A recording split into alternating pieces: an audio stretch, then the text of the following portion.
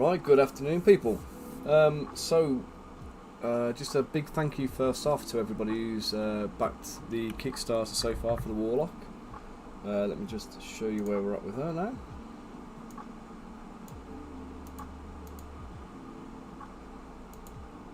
There we go.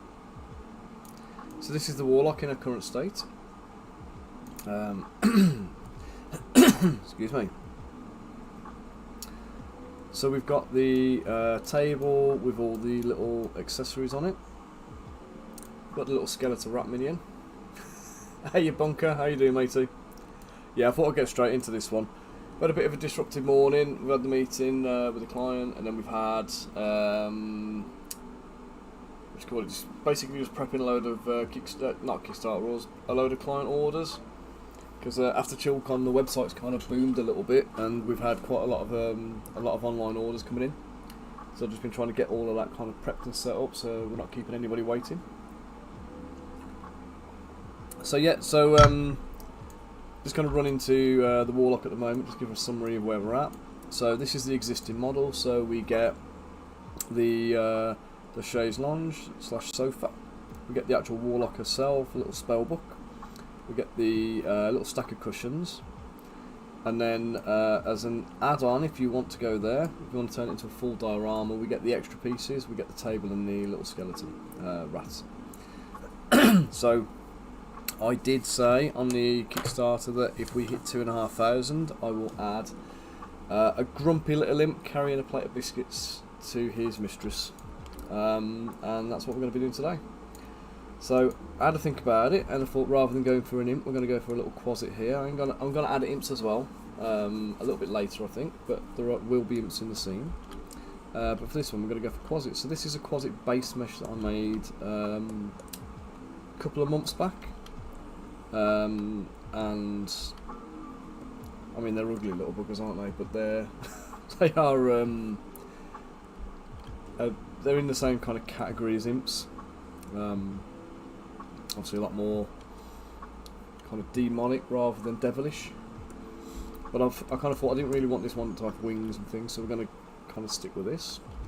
So what I'm going to do is I'm going to pose him up, I'm going to give him a little bit of a facial expression, try and make him look kind of grumpier, if that's possible. And I think I might give it a little pinning, since it's have a little frilly apron on, just to add to the kind of the butler kind of look. Okay, so we'll start with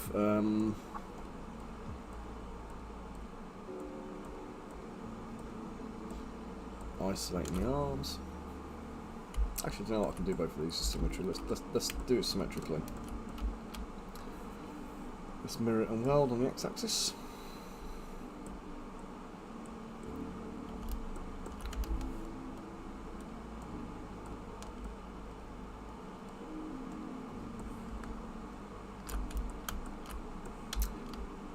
Thanks for the Kickstarter link, bunker. Appreciate it, matey. How are we doing today anyway, dude? Everything alright?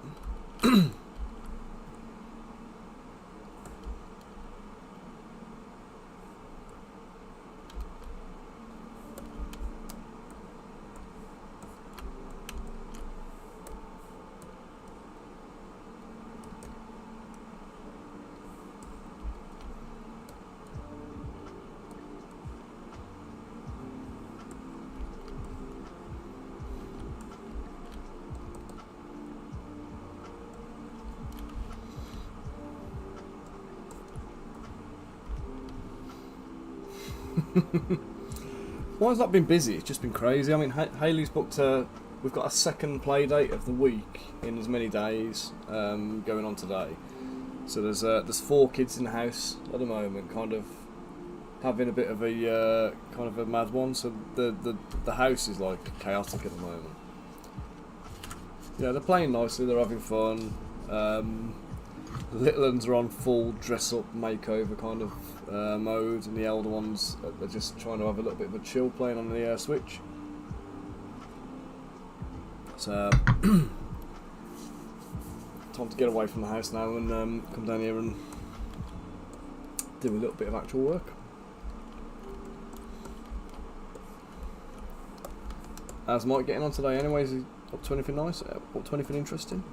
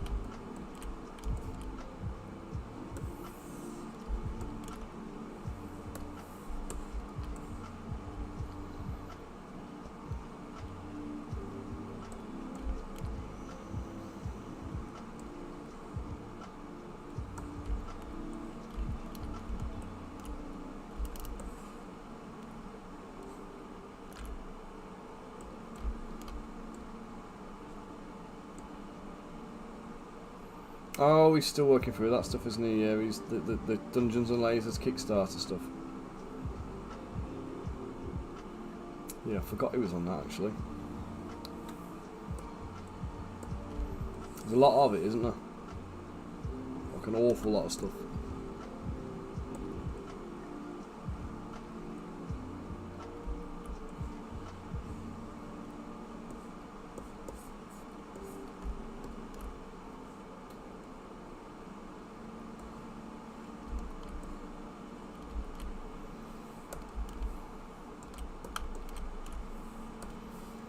And how did your stream go, mate? Did you have any internet issues and stuff? I know you were expecting it, but excuse me. Yeah, did your stream go well, or was it broken and disrupted?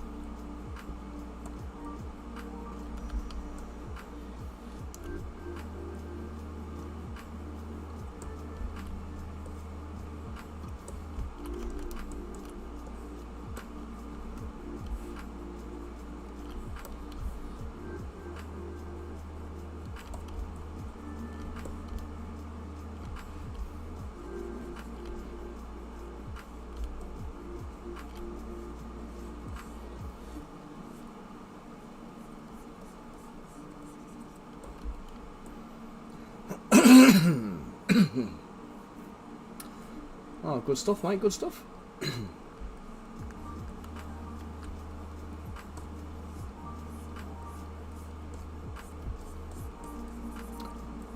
Was it like a little Necron thing you were painting? It kind of looked quite...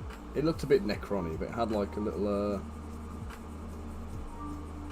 like your little chibi thing.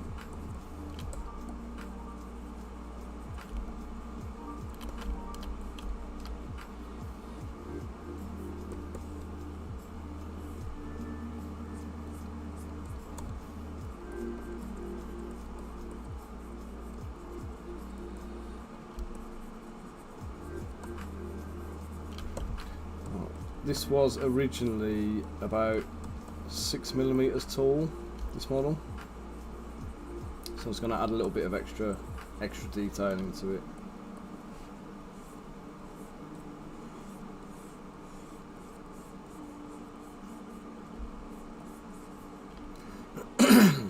Necro Kitty.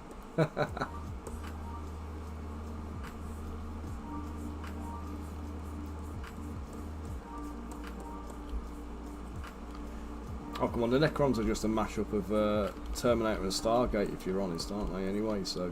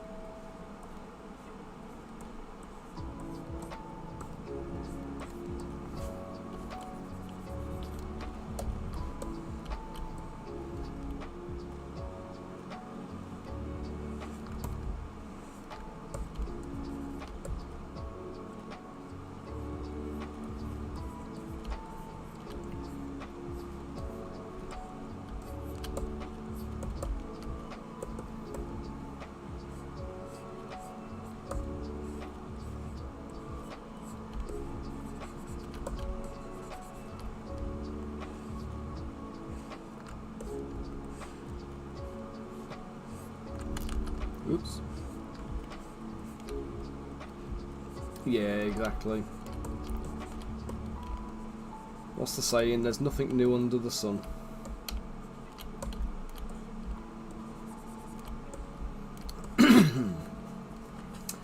However original you think you're being, you're not. Is essentially the gist of that.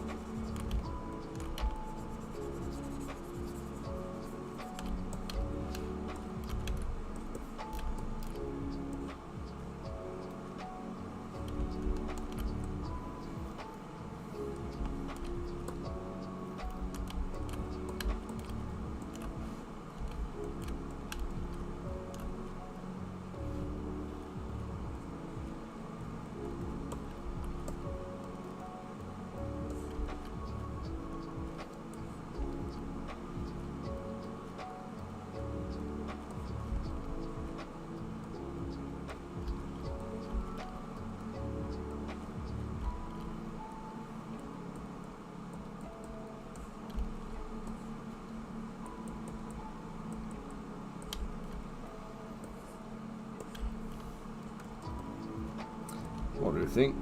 Is she ugly enough? Or shall I keep going?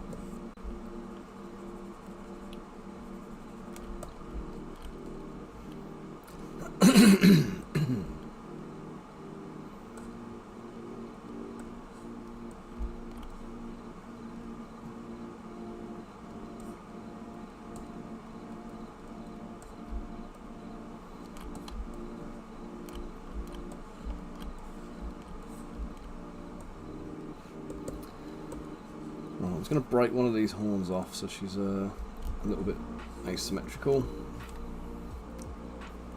I might even tie a little bow around it just to...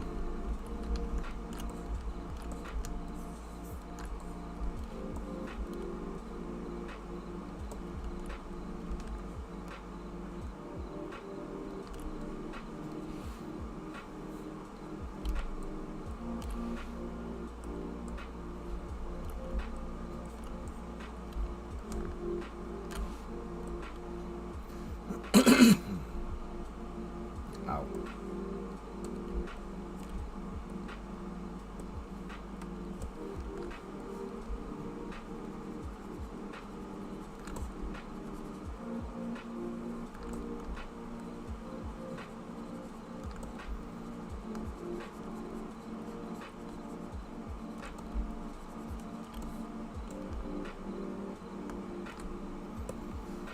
Guess we're going to do a little bit of a broken horn.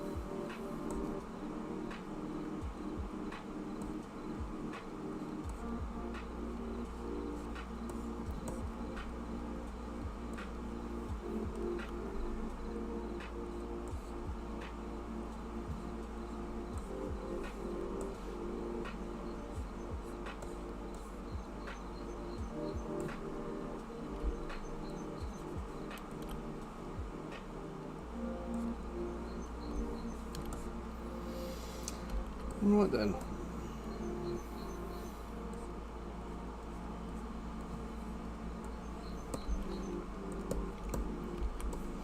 Well, so got one busted horn on the quasit slash gremlin, whatever we were going to call them.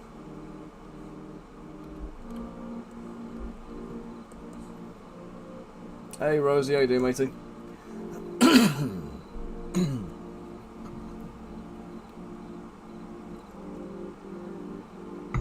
Oh man.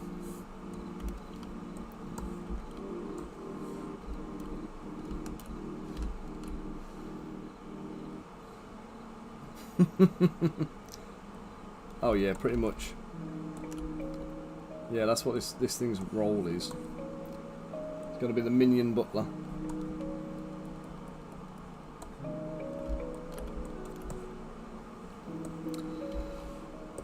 We'll give it a little pinny, I think. So let's go for let's do it as an extract, a mesh extraction.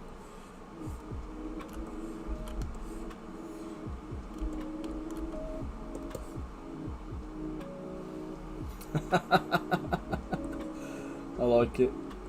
I like it. That might stick. Oops. Let's take the back bit off.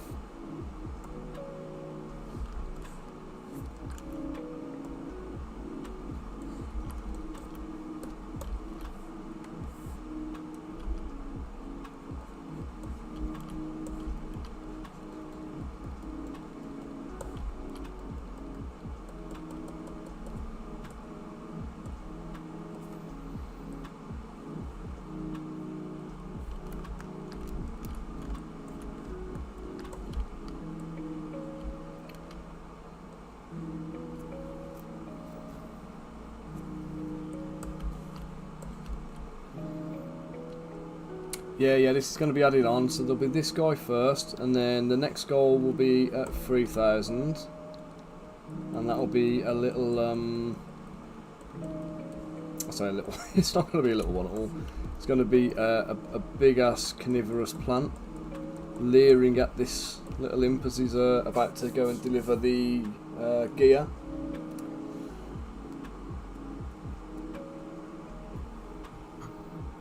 So he's dropping off the biscuits and well,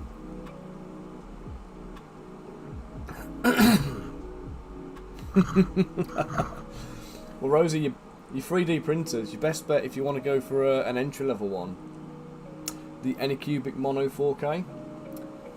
So 169 quid, I think.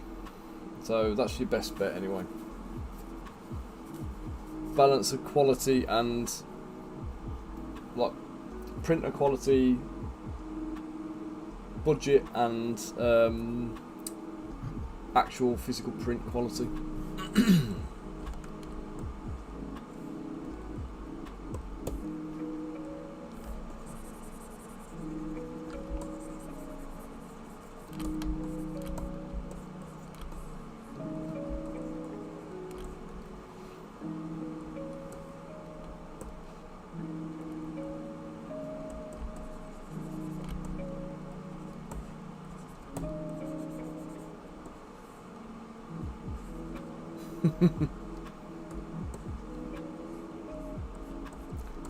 I have to say, guys, you've lost me entirely. I don't know what either of you want about now.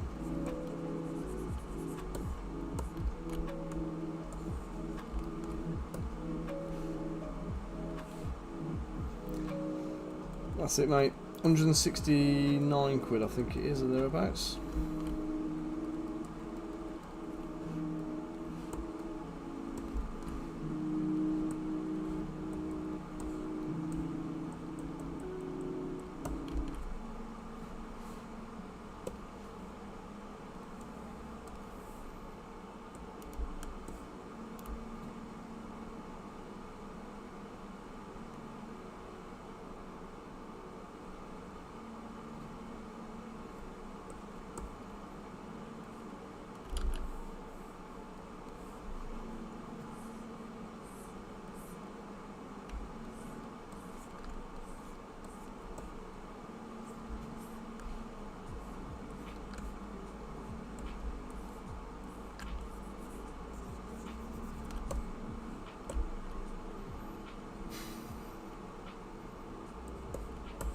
Are you talking Minecraft here, guys? Because that's the only explanation that makes any sense to me right now.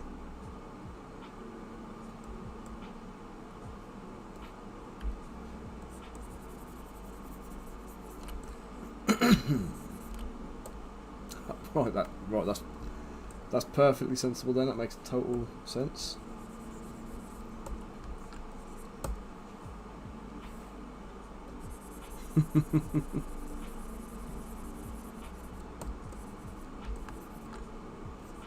Speaking of Minecraft, did you guys ever try out the snowman turrets?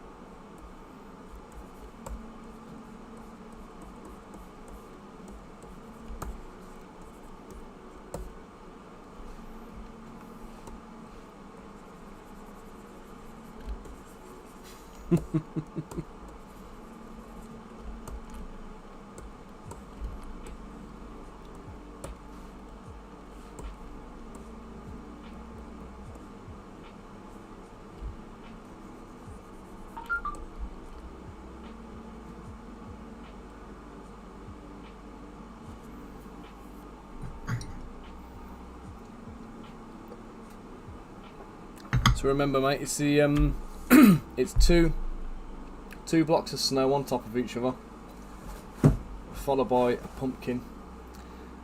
And if you take shears to it, instead of being like an evil-looking snowman, you can make it into like a cute-looking snowman.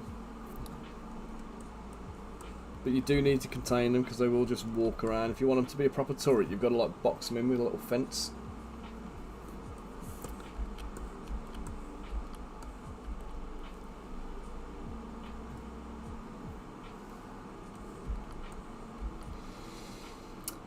Right, let's do a... I need to check and see if I've got a frill brush. I've got a feeling I have, but I don't know.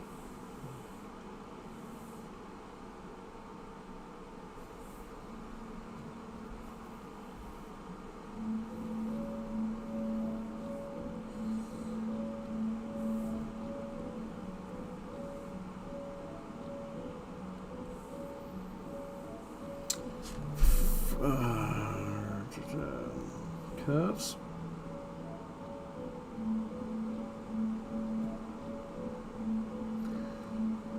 Nope.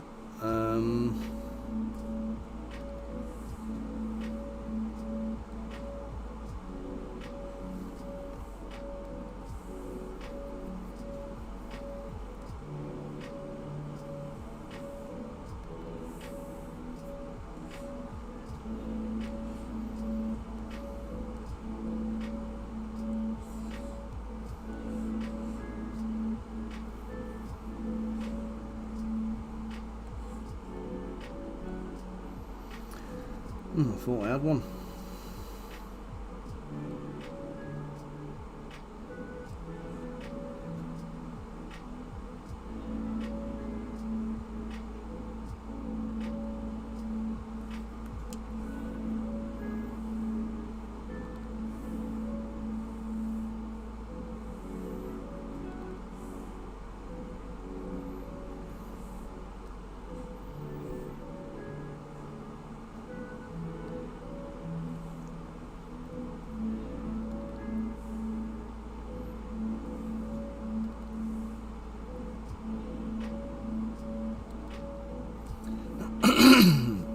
Oh, nice. How'd you get on, mate? Assembled and primed, or did you get a bit further?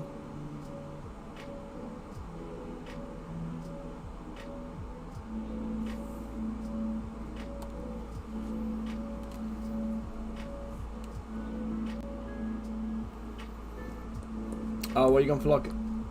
excuse me, you gone for like a slap chop type... type method then, where you're priming it and then pre-shading it and everything else, or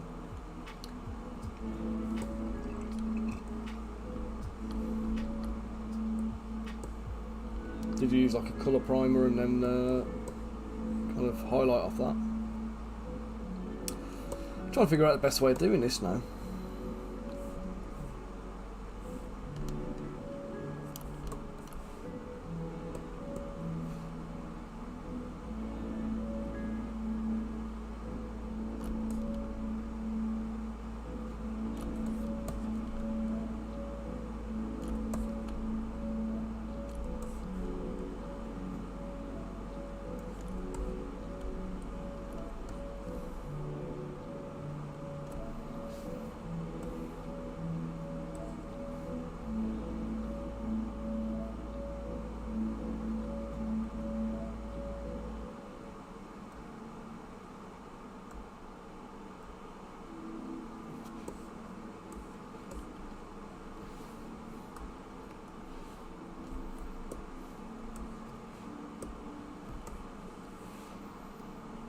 Ah, right, I've accidentally done this twice.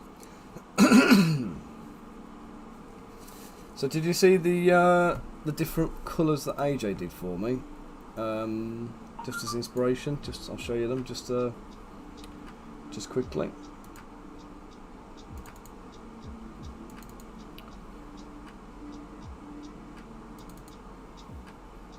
There you go. So we got like four different variants. We got the standard red one, which I did, and then we got this kind of light green tealy version, like a pinky purple type one.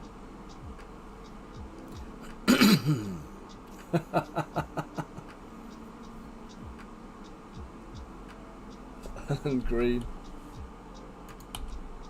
What worse than me? Oh God, you got it bad then.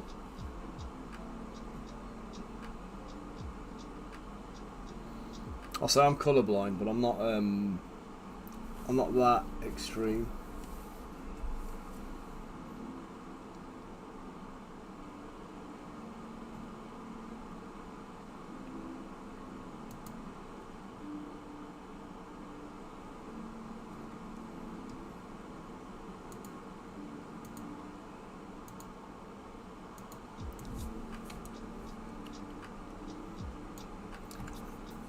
How'd you get on with that for the most part then?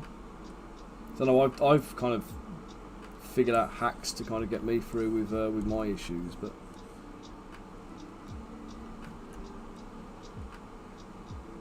oh right, so it literally is just a more recent edition then, more recent thing. I don't know, you could just have that kind of kick in if you like. Have you tried any of those what do they call it, the chroma glasses? Is it the ones that are supposed to help?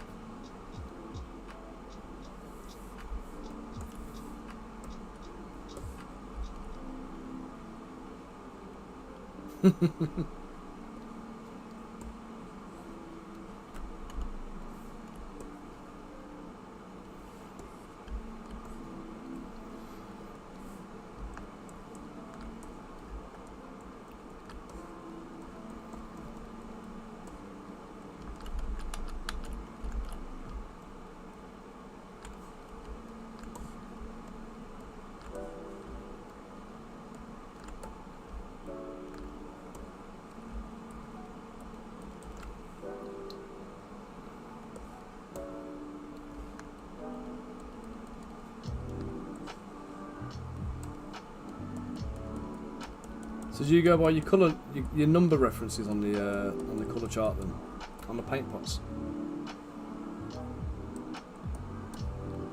We just know the names.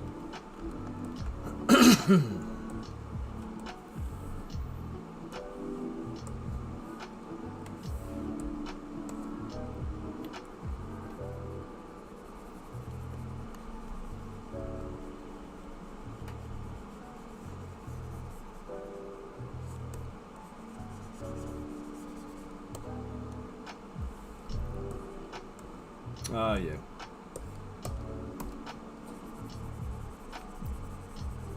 No, I got you, mate. See, the thing I have is like it's more differentiating colours for me, but I can't see red light at all.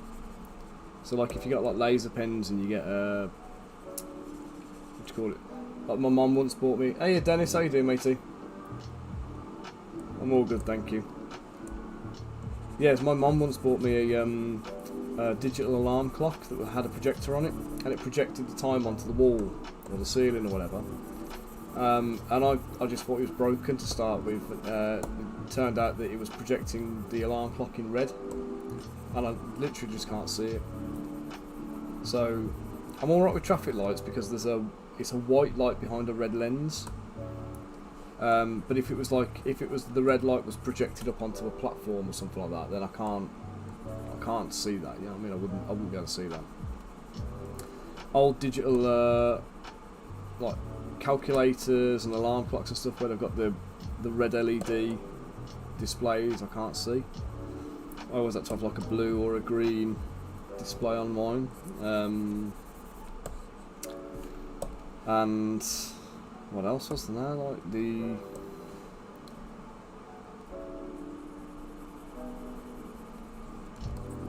biggest thing I had, like I used to do this this data entry job years ago, and it was OCR, optical character recognition. So when restaurants and like chain restaurants and things, when they filled their bookkeeping in and they were reporting in their figures at the end of the month, to work for a company called Compass.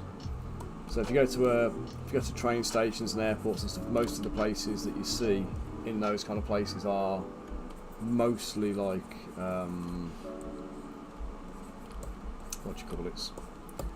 They're mostly like franchises that are owned by like select service partners and just other Compass brands. And yeah, I used to work for them doing their accounts and bookkeeping stuff. And the OCR thing that used to give us like you'd scan someone's paperwork in, and then you had to do a manual check to make sure that it had scanned correctly. And the system gave you a red, basically highlighted the block of text with a red line if they thought they weren't 100%. If it wasn't 100% certain that it got the character right, and you just have to go through and just check wherever the red bits were and just kind of go and do it. But yeah, for me, I could never see that. There was no way of customising that interface, so I was just always stuck having to do a manual check, which obviously it was a pain in the arse, but you know, just got used to it in the end.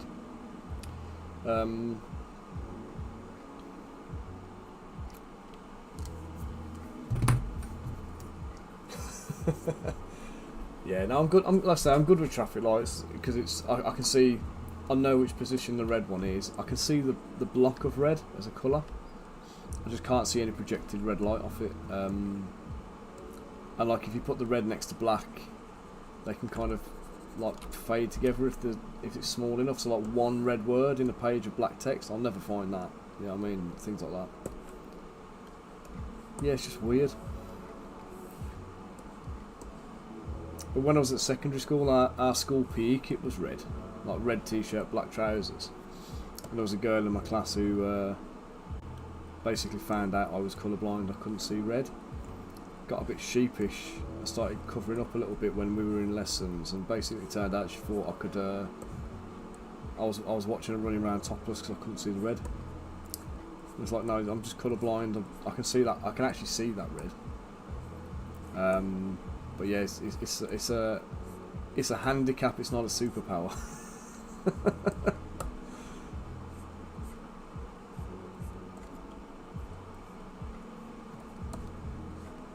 It's like you see something red and it just vanishes in front of your eyes. You can't see it at all.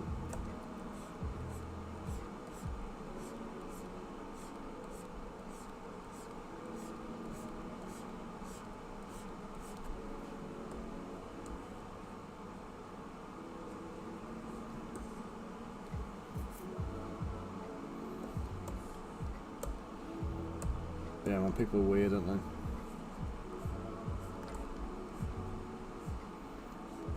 So how did yours come about, Rosie? Was it just like one day it just happened, or was it like was there an incident that led to it, or knocked on the head with a spanner or something like that, or?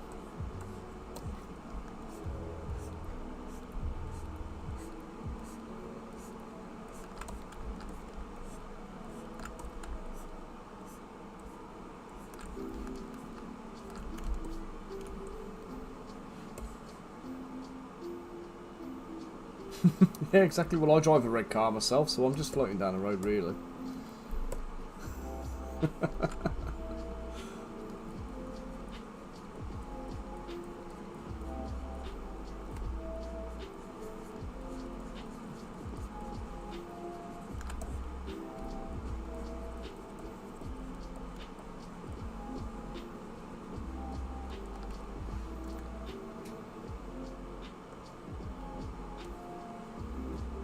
Oh Christ, mate! Is that sorted now then, or is it something you're still kind of living with and having to deal with, or?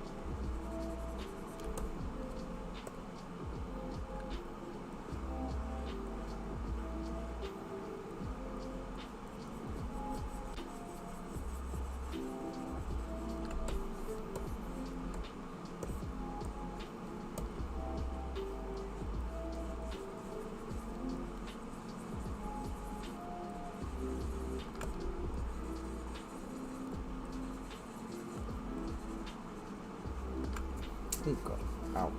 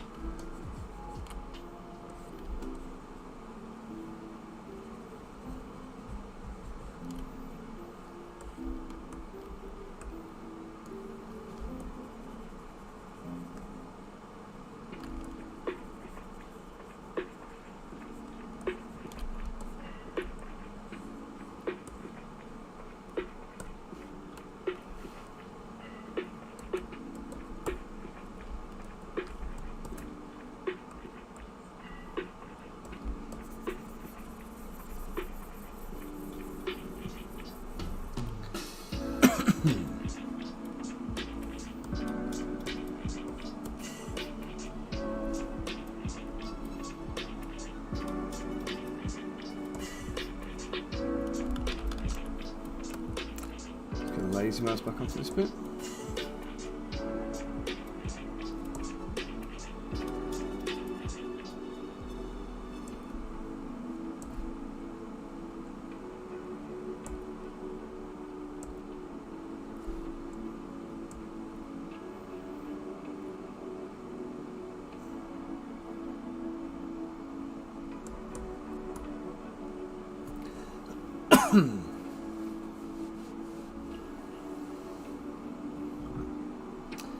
Yeah, I can imagine that one, mate.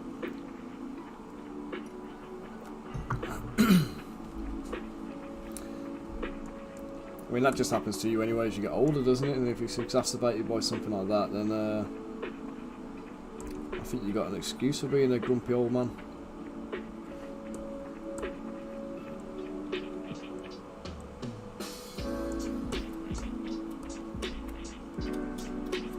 This music just got louder.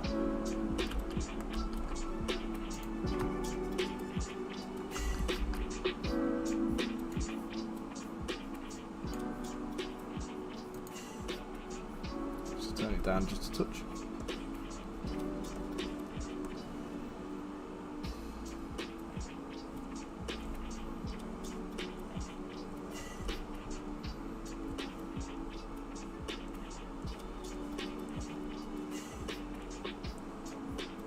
I think certain parts of the soundtrack they just seem to amp up, I think.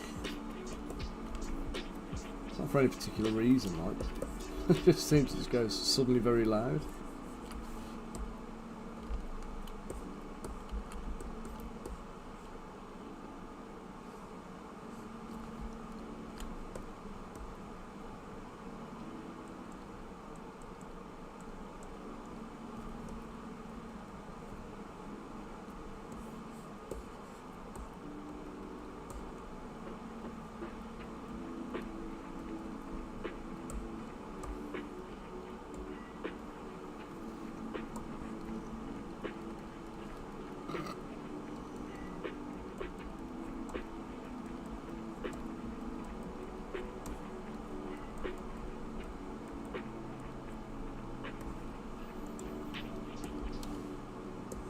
I was going to put it on a tray.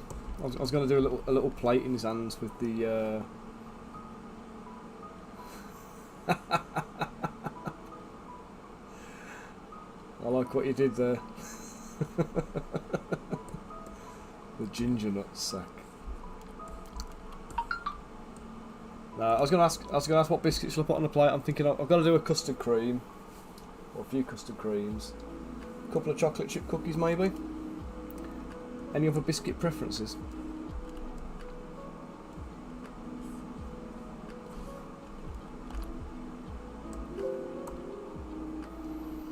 Oh, hobnobs. Yeah, you wouldn't see it with the apron though, would you?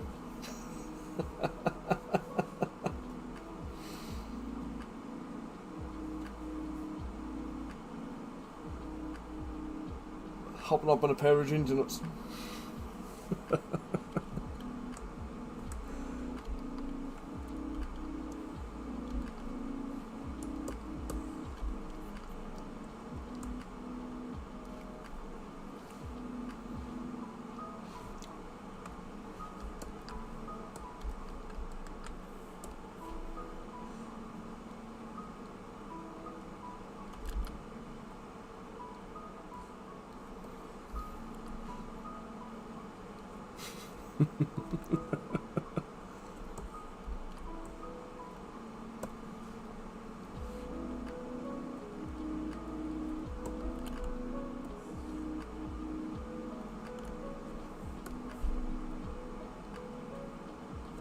Oh, Rosie, were those pics I sent you over for the druid? Were they all right? Were they?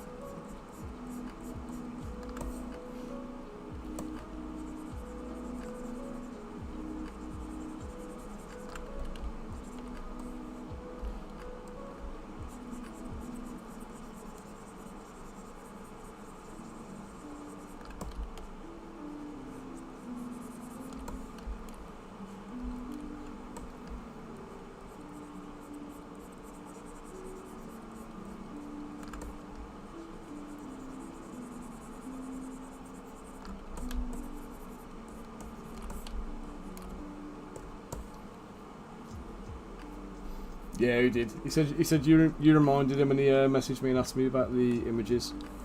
And to my credit, I was on the laptop, I was on the PC at the time, and I replied and sent them immediately, with no delays.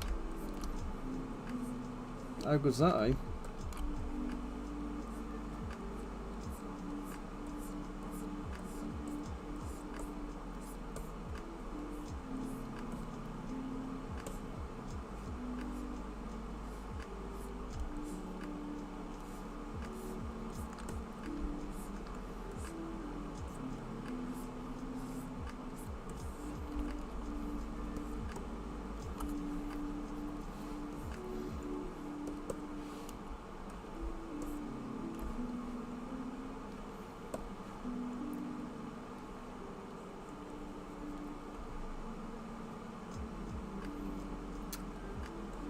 Well, I did have you on briefly for a little bit on my phone,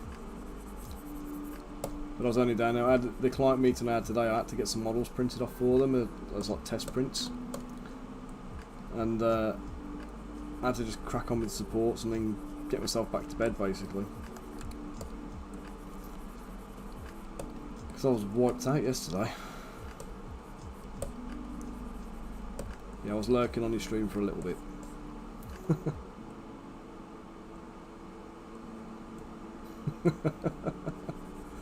That's a good job I remembered then, mate.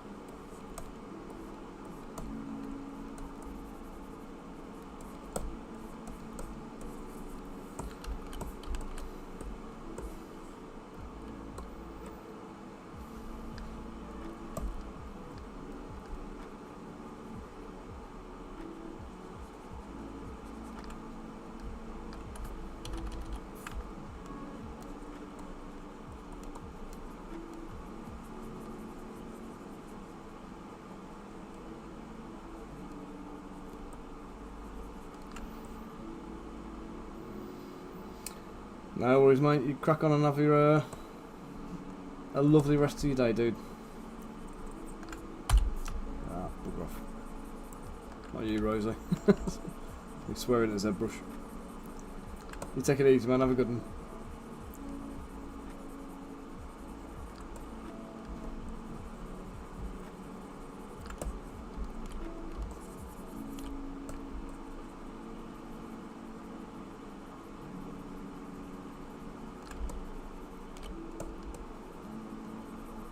Should have just done this totally differently, shouldn't I?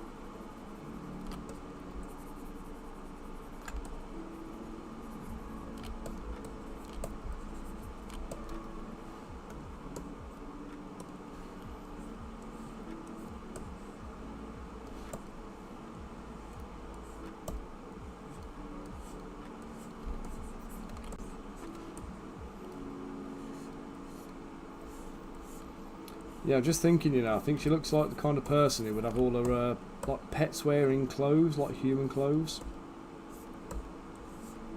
Not the rat. The rat's just a little minion thing. But I think all these imps should be like wearing something, little costumes.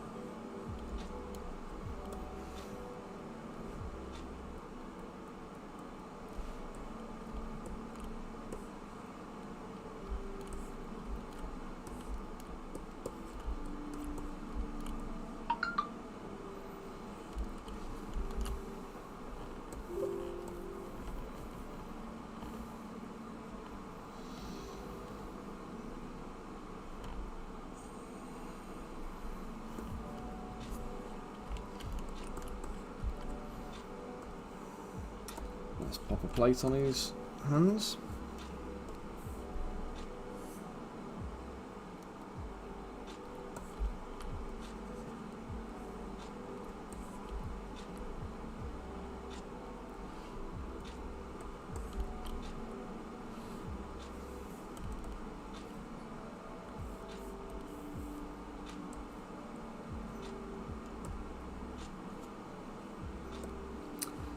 Local sim, let's give it a little bit of radial symmetry.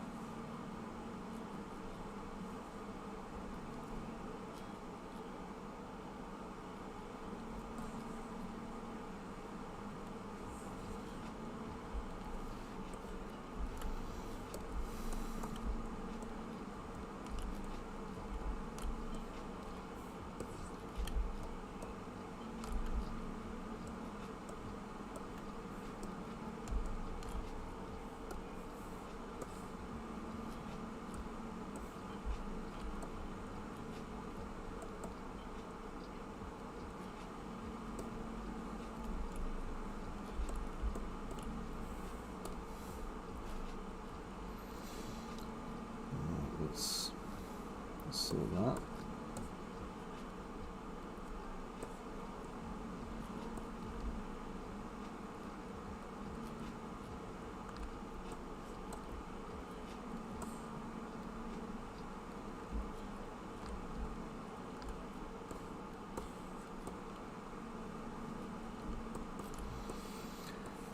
Okay, so we've got the hands roughly right now. We've got the tray, we've got the pinny, we've got the little tea towel over the arm kind of thing.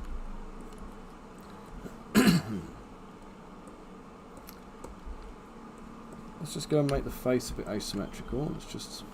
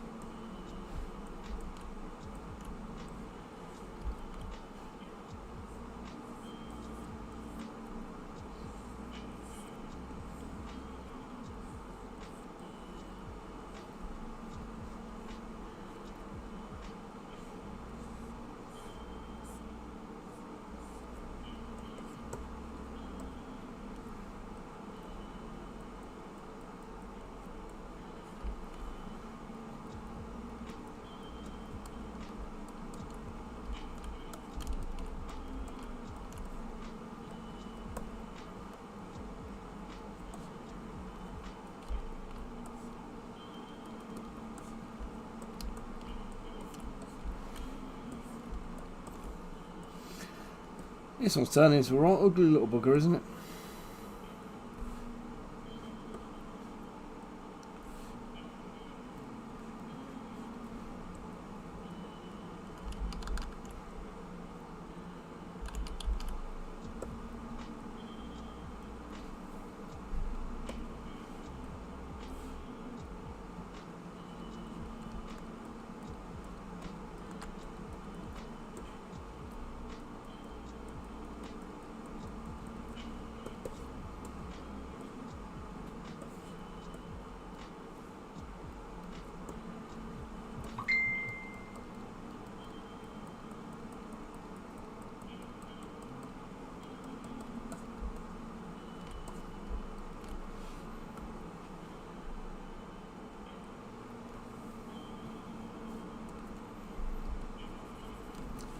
Yeah, do you know what?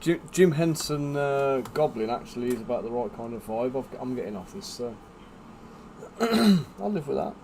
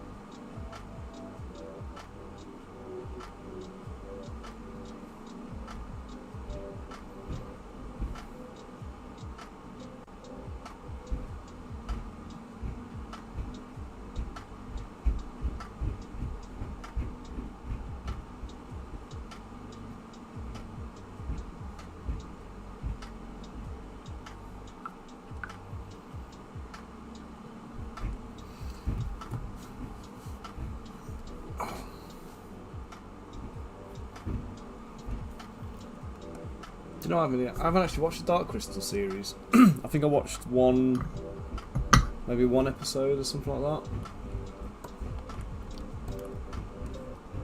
Just never actually managed to follow up with it and catch up with the rest. What are those kids doing on that trampoline?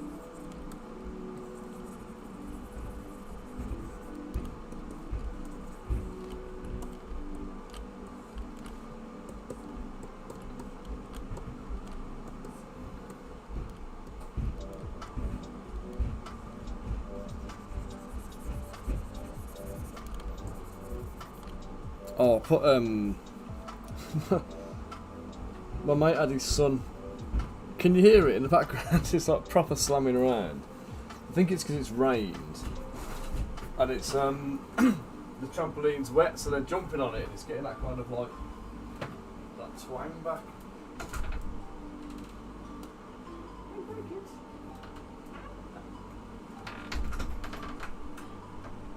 It's actually still raining.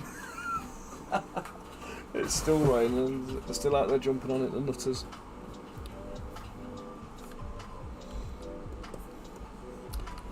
Okay, so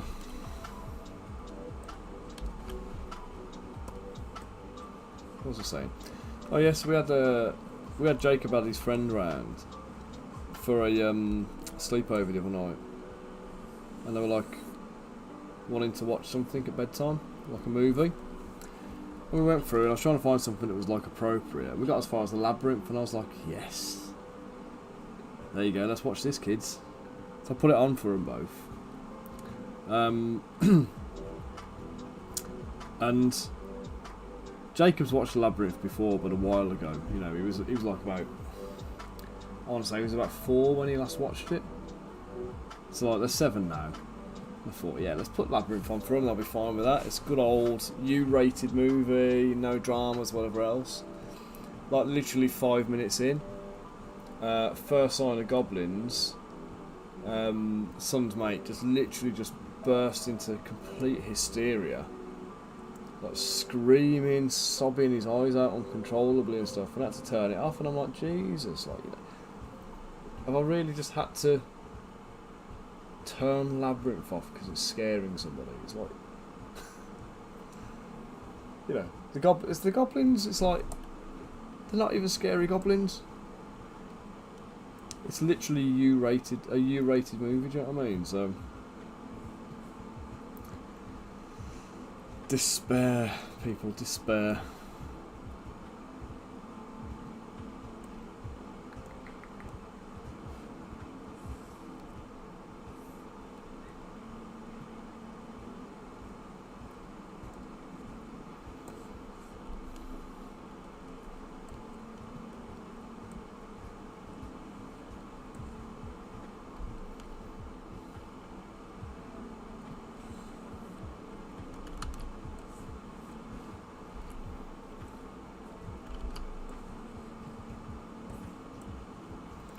Yeah, a little bit, I think.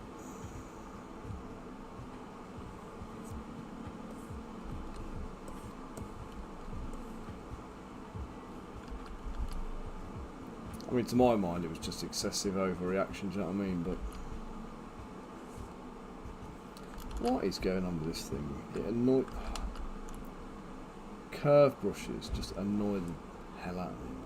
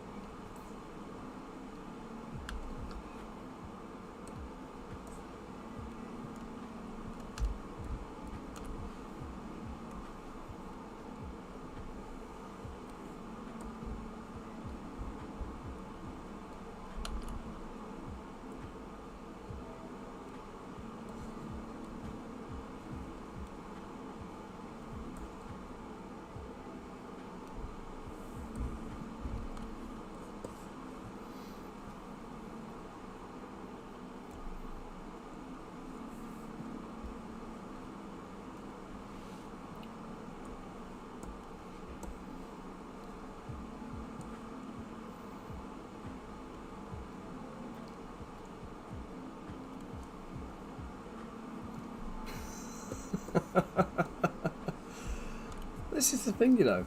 And like this same kid was kind of like, he was all up for watching something like, I think the thing he wanted to watch was a lot more gruesome and kind of, you know.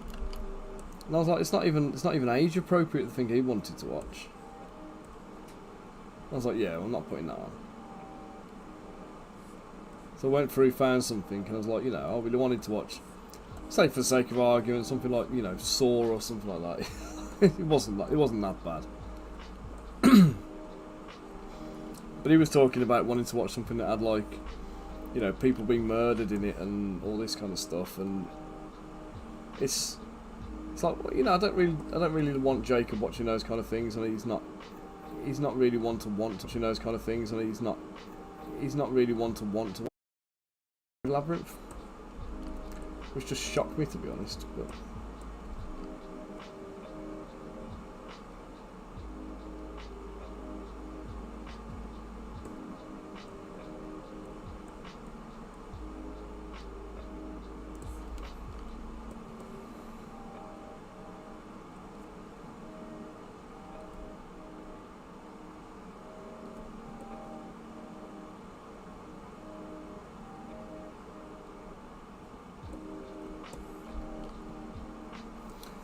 lost audio, all of it.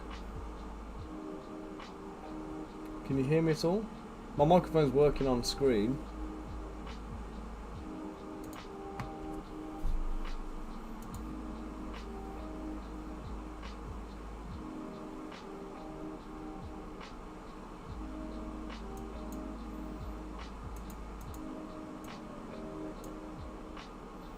Can you hear me now, guys?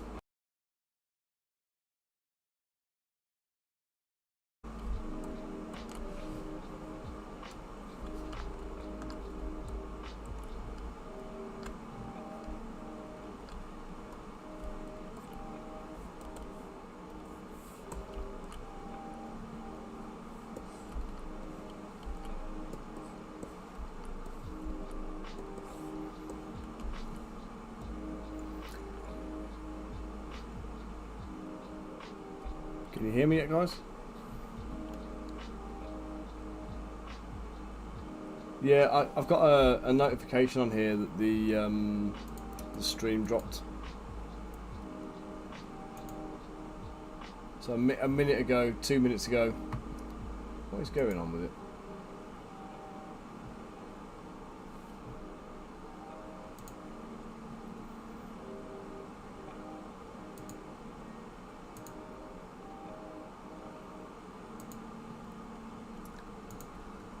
Let's just go check.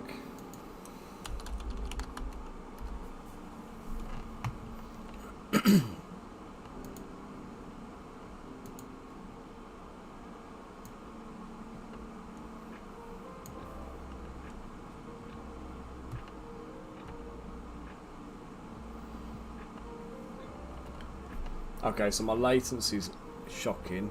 Download speed is appalling.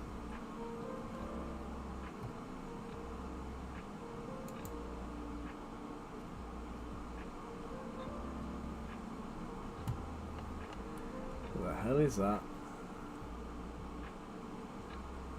Really?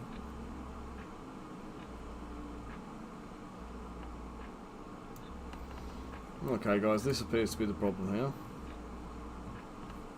So this super fast fibre broadband I've got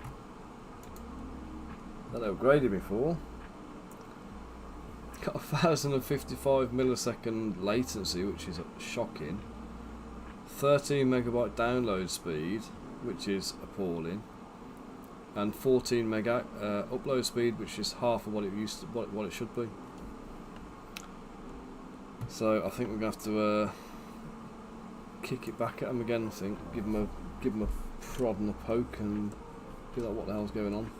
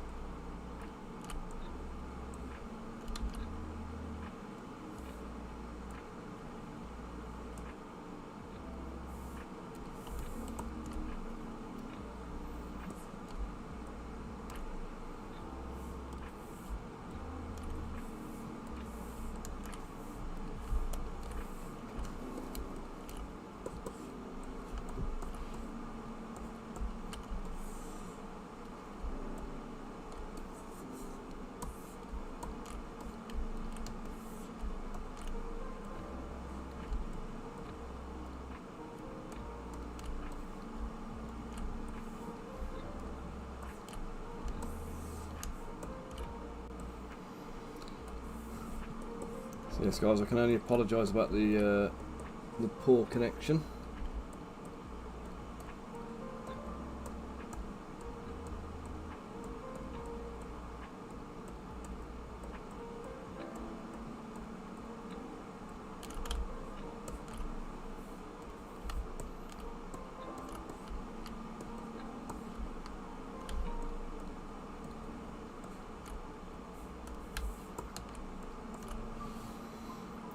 Do a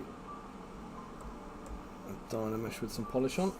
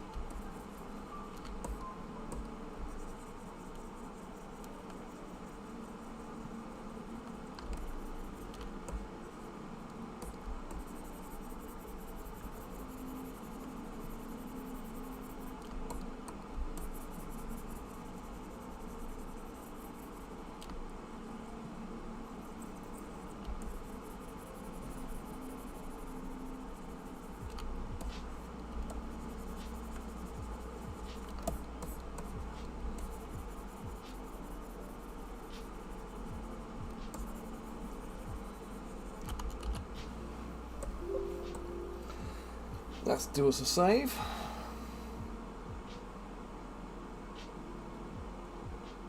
Are we stable yet, mate? Are we still dropping out? I haven't got any notifications at the moment, so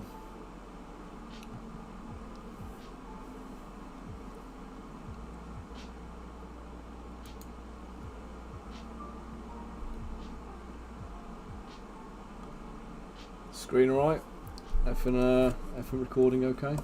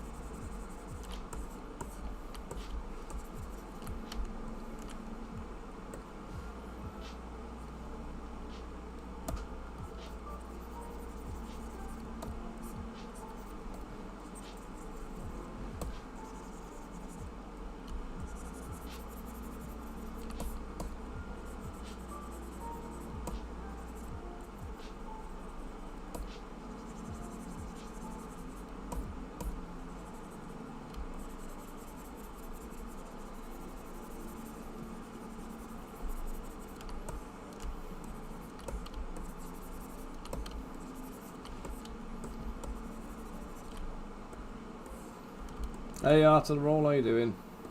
Nice to see you on stream today. I'm having a few technical issues with the web connectivity and stuff, it seems. I do apologise for that. Seems like no matter how much we go back to Sky and complain about it, it doesn't seem like it's getting sorted.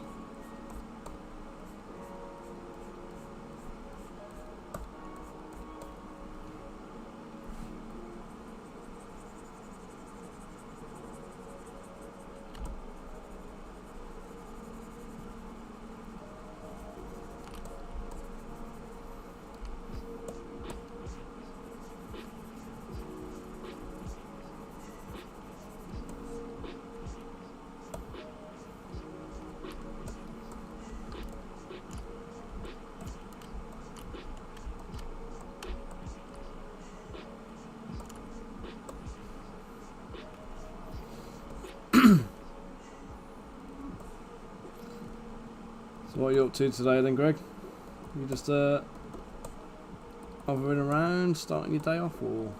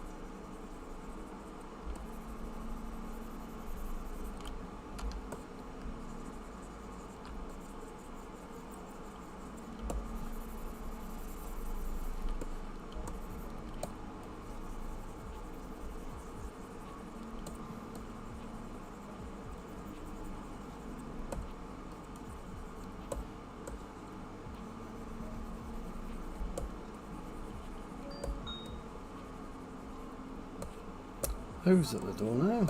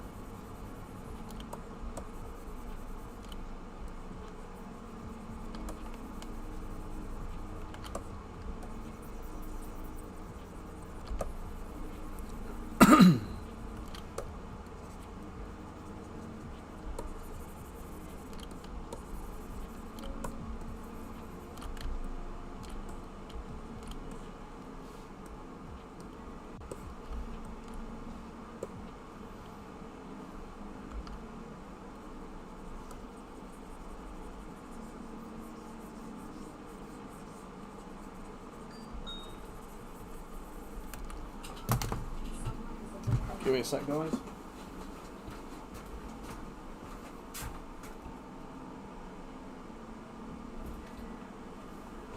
Mother-in-law.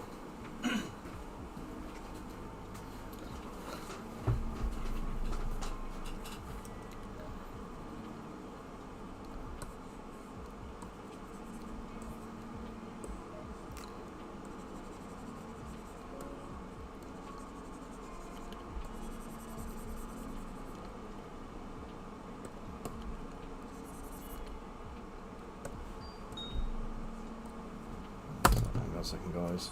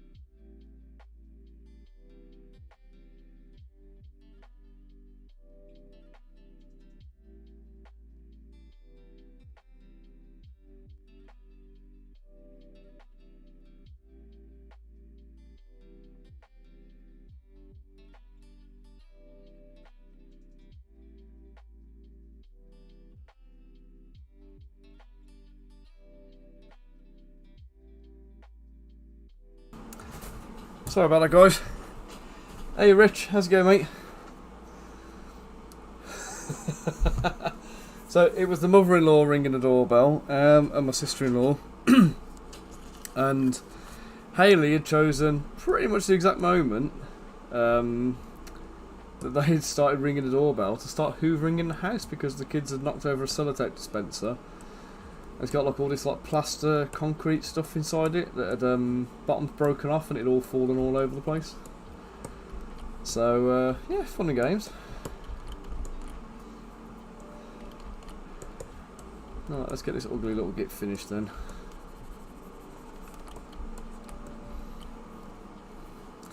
How are we doing today, Rich?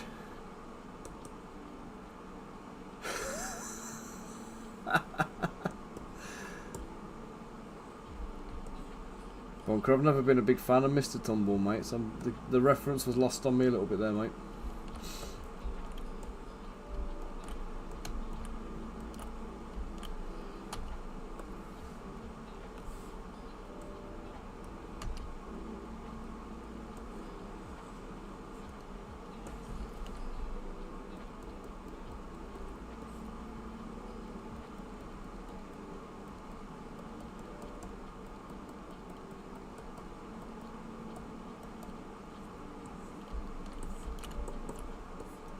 Oh no, Rich, I'm going out my way to make this guy ugly. I want him to be a grumpy, ugly little imp. Well, imp. He's a quasit, isn't he? But, you know, slash gremlin. He's just a Warlock's familiar.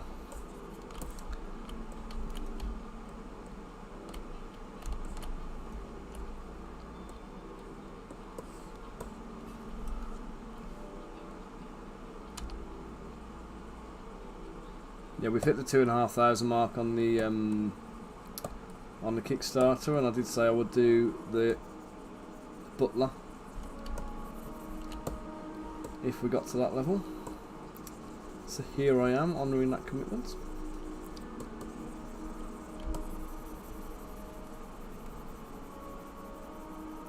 Thank you, Bunker. Oh yeah, I know Justin's house. I don't remember the song from it though.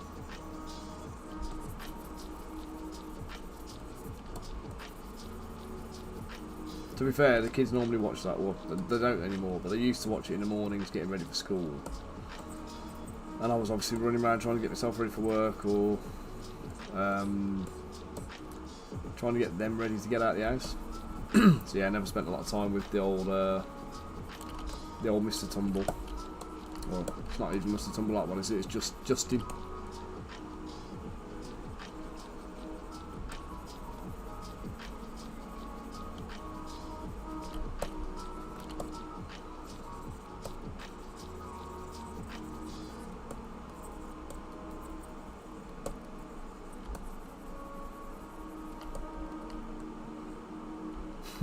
Simba. Why is that? Is there a reason for that, or just is that like a pet name for him, or?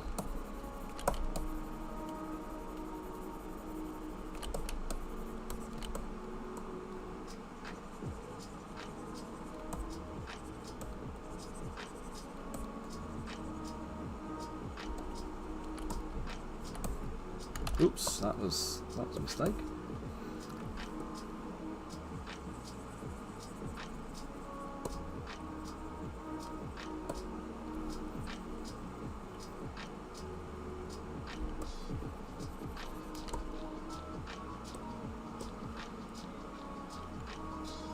So our kid's favourite TV is Bluey.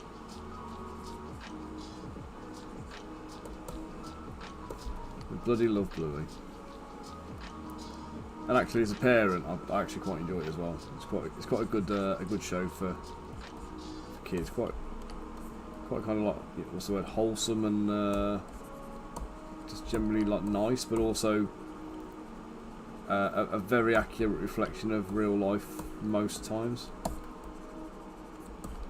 Do you know, like Peppa Pig is all like stereotypes and nonsense and stuff, and then like this Bluey is kind of like, you know, it actually is what real life is like as a parent.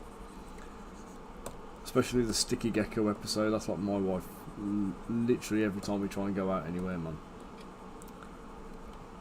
Like when Bluey's mum has a meltdown trying to get them to leave the house, sits down and starts angrily thumbing through a magazine and says they're never going to leave the house ever again. that whole bit is like, I've seen that whole bit play out in our house multiple times. So yeah, just remind me of real life.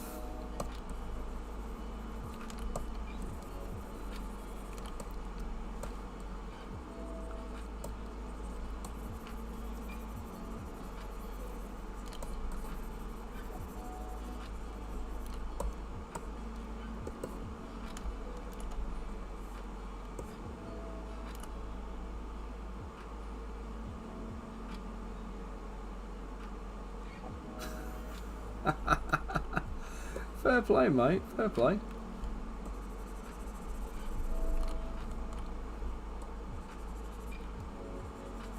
Big Lion King fan then.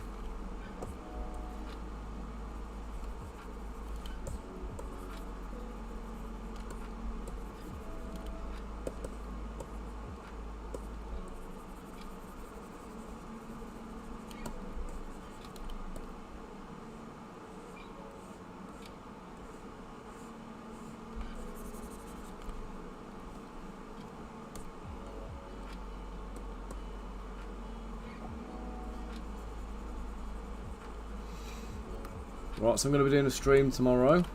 Tomorrow's stream will be Crystal Collapse. So I've had a chat with Max about it, and we're going to go. We're going to go for a print and play for Crystal Collapse in the first instance. So if anybody wants to get in on the playtesting, be sure to let us know. We've got the virtual tabletop set up, so you need Tabletop Simulator. And other than that, it should be okay for to kind of get everybody on board with it. So Max is gonna get the last bit of polish done on the rules, so they're ready to go. I'm going to work my way through the remaining sculpts, so they'll be done over the next month or so. But we are actually reverting back to the original artwork for it. So there's a reason for it, which is basically that we've had a lot of artwork done by Alexandro, who did the Warlock artwork for me. So Alexandro's done a lot of artwork in the older style, which it's all really good work, and we didn't want to waste it. We didn't want to not use it. So what we've said is we're going to use We're going to use the original artwork. Oh, we're off. Don't care about the no. We're going to use the original artwork.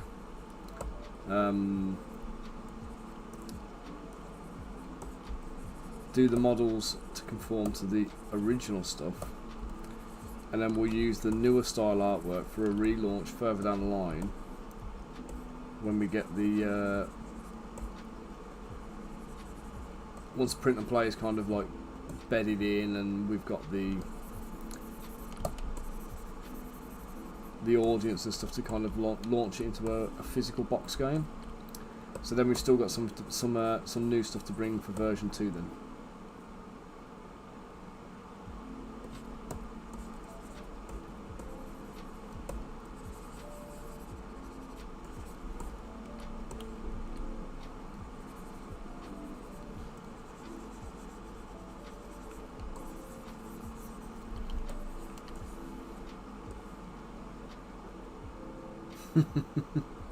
That is cute, mate.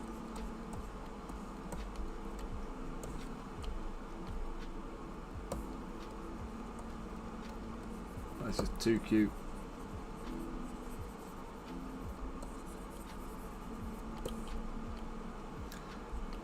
So if you ever piss her off, she calls you Scar, then is that it? You know you're in a bad books because you're the bad guy from the Lion King.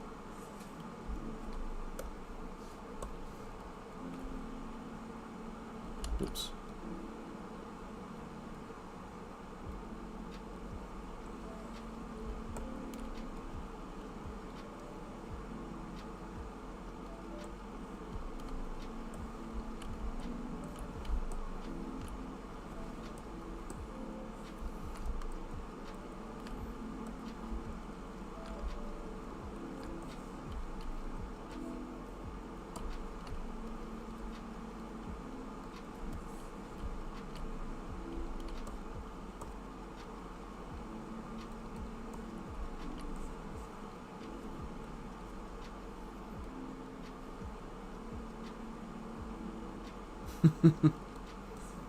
Mr. Wolf.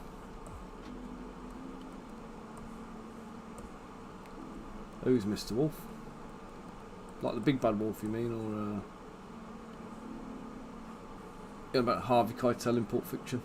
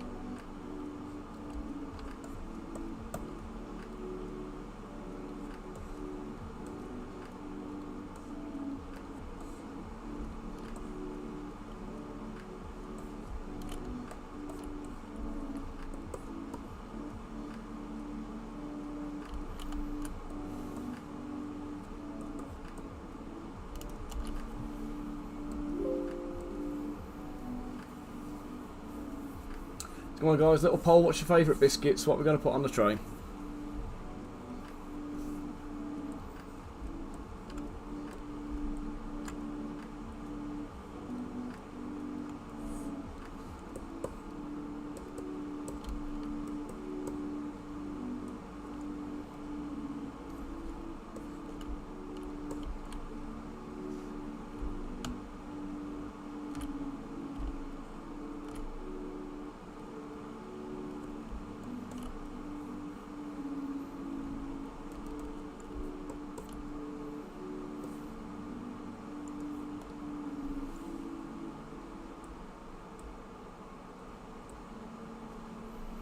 Bourbons, yes mate.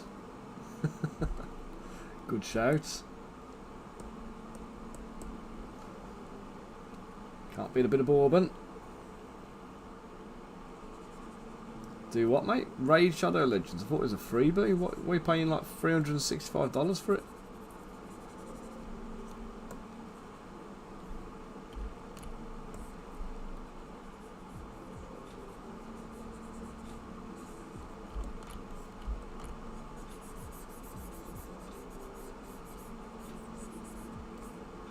Isn't Raid one of those like free-to-play games that's not free-to-play? It's like pay-to-win kind of thing. It's a what, a sham of a sponsorship deal. What, they pay you to sponsor them? Really? No, sorry, you pay them, do you? Or are they asking you to... They want you to play their game for 365 quid? Is that right? Oh man, I don't even know what's going on.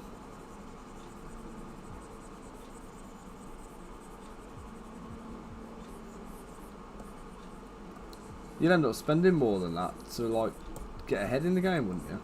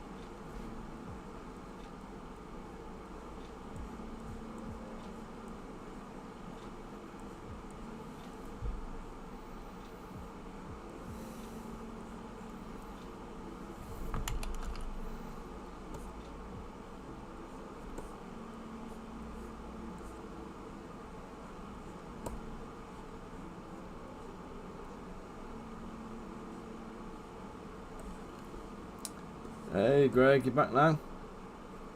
Come on. Oh, I don't know when I'm on my voice then.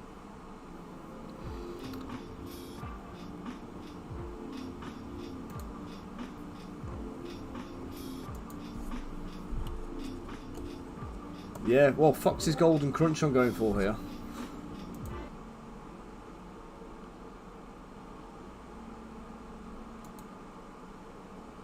What's this then, Bunker? It's $28.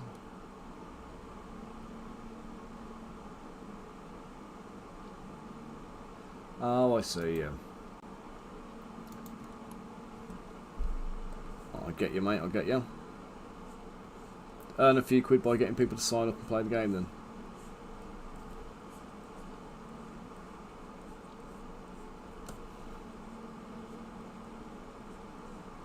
There we go, so we've got like a Fox's Golden Crunch type biscuit.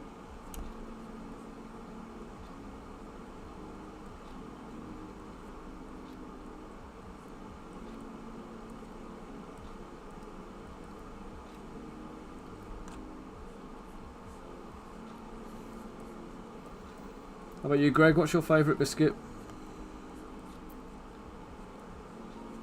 There's some chocolate chip cookies. I think in there we'll get a few other bits and bobs.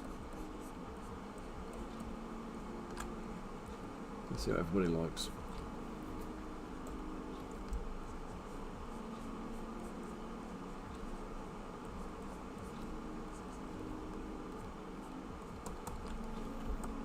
Yeah, gotta be a custard cream. Definitely got to be a custard cream in there.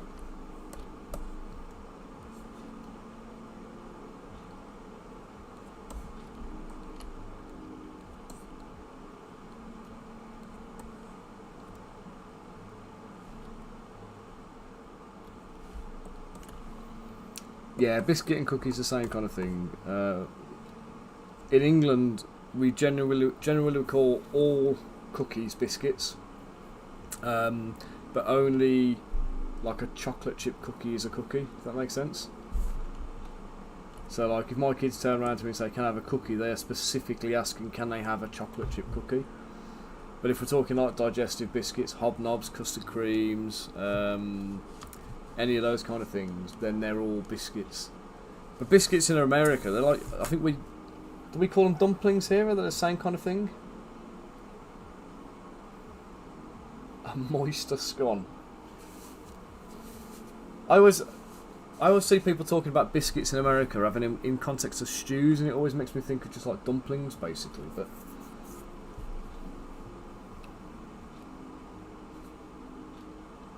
because whenever I make dumplings, I always like them to be like, I'll put them in a stew, but then I'll bake them in the oven so that they crisp up on the outside. You get that kind of the nice savoury kind of gravy all over them and stuff like that, but then the outside kind of bakes and crisps, so it stays nice and fluffy inside, and then, you know.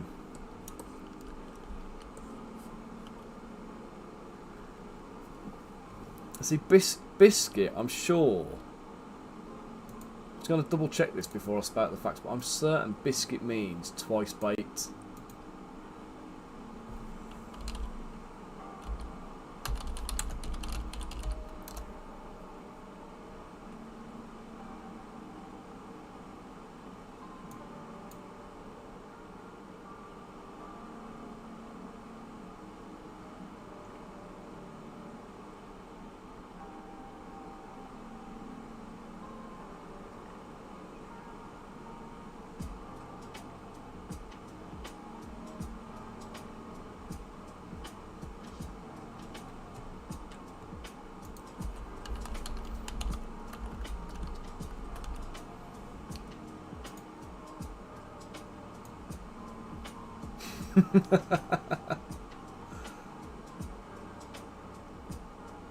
Yeah, I remember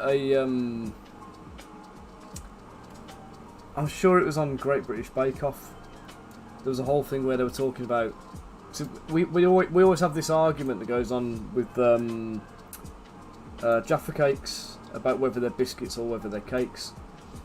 So the whole thing, the whole issue there was to do with, I think it's a biscuit. A biscuit goes stale and goes soft, or it starts off soft. No, it starts off hard and crunchy, and goes soft when it goes stale. But a cake goes. It starts off soft, and then goes hard and crunchy when it's stale. So that's the kind of the difference between the two. But I'm certain, I can't find anything about it here, but I'm certain that the word biscuit comes from a French term or something like that means twice baked.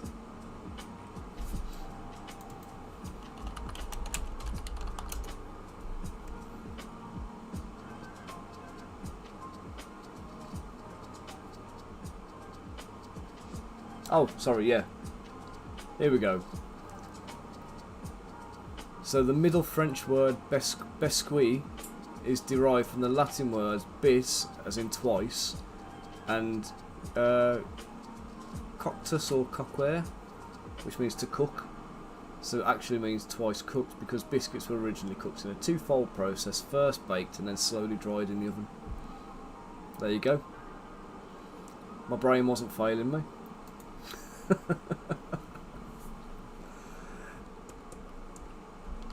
I don't know where the American kind of version of a biscuit kind of plays into any of that, but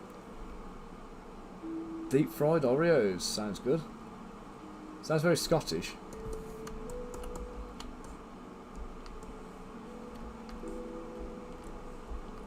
I went to Edinburgh years ago and there was like loads of chip shops around, and every single one of them was selling like deep fried chocolate bars and things. So it was a yeah, that's it, man. I had a deep fried toffee crisp. Now, guys, if you're not familiar with a toffee crisp, it's a chocolate covered. Do you have Rice Krispies or Rice Puffs in America? So like, it's Rice Krispies coated in caramel and then covered in chocolate. And if you try and deep fry that, the whole thing just falls apart into a kind of a gooey mess. there is no structural integrity in that kind of like dish whatsoever. So it sounded like a great idea, but then very, very quickly turned into a messy failure, if I'm honest.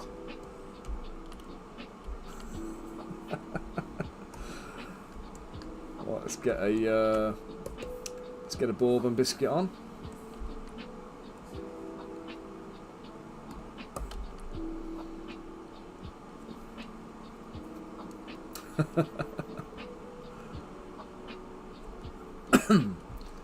Yeah, I think Hayley's making biscuits in the house with the kids at the moment, actually. Let's divide that a couple of times. In fact, that's almost a perfect shape. Sweet.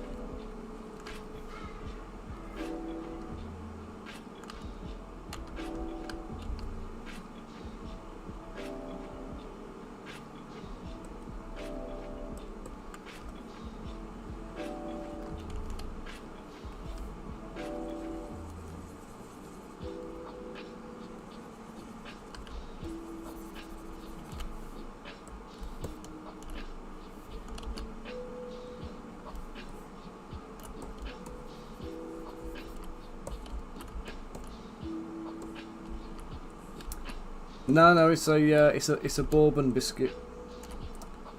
But again, this might be a uniquely English one that you wouldn't have seen before. But basically, it's a chocolate biscuit. If you're not familiar, with like chocolate cream in the middle.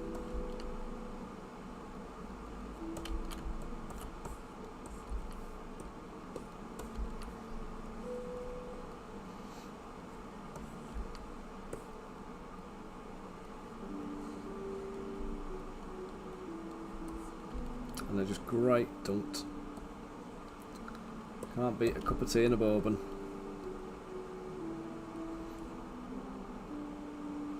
Weirdly though, spelt exactly the same as the American whiskey. Oh, printer's done.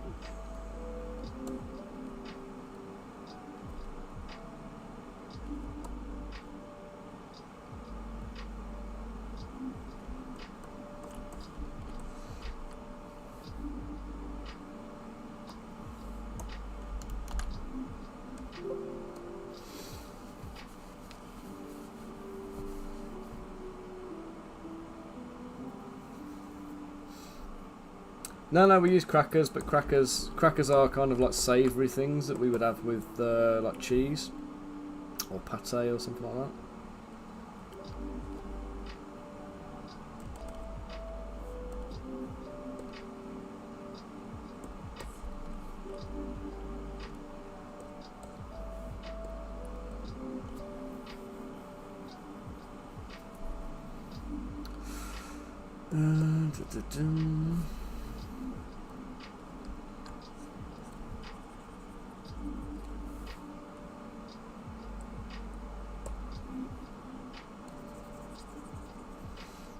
Yeah, it's quite weird sometimes having like, let's say, different words for the same things. Like I was quite conscious the other day actually. I was sculpting that the model for AJ at Winter's Tales, and I kept talking about. I'm talking to Australians. I don't know if Australians use the same terms as us or they use the American words, but I kept using the words trousers to describe his trousers.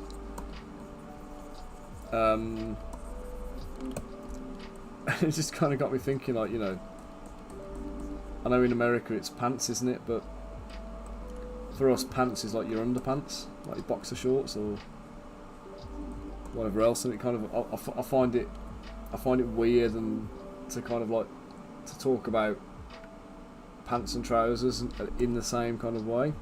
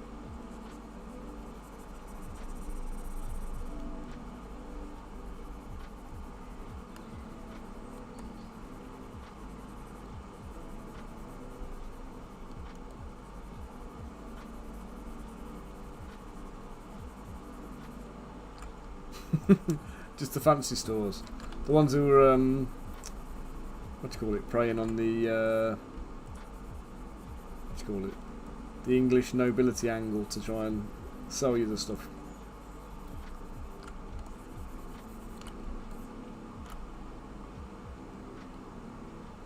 Yeah, I've never tried it before actually. It's easier than I thought it was going to be. I've got to colour them yet, so. Do you know, I should do this. I should colour them on the fly actually, because it's going to come back and bite me in the arse later, isn't it? Having not done them yet.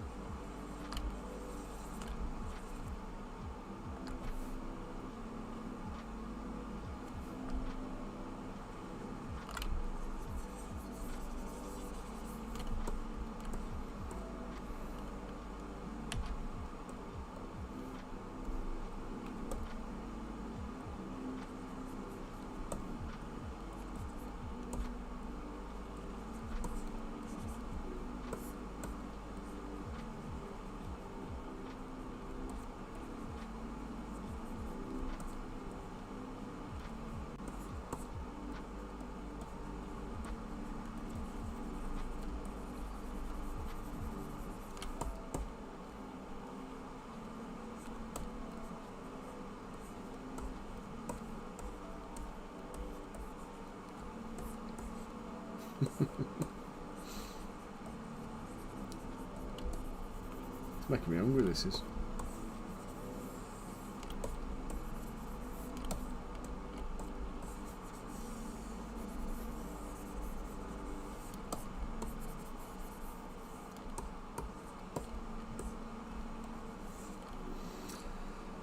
Right then, let's get a...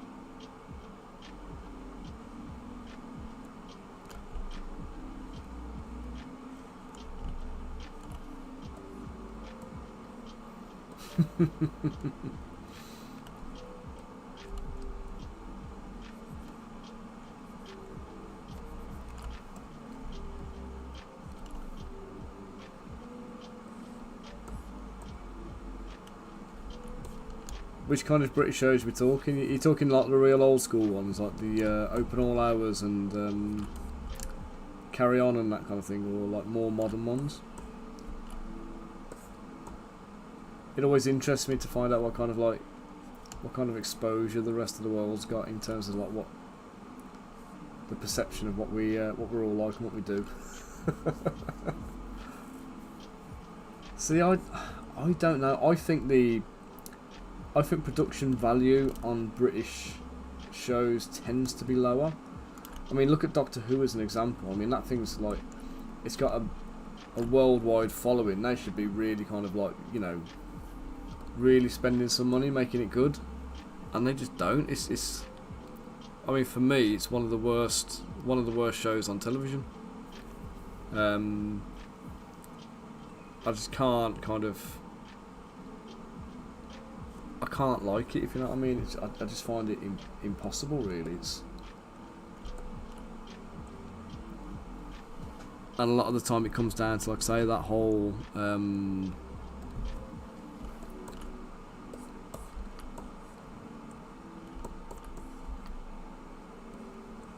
that's definitely a chocolate brown, isn't it? You know, and like I say, a programme that is absolutely like,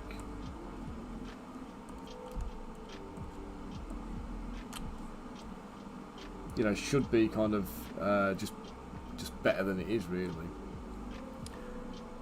It just isn't.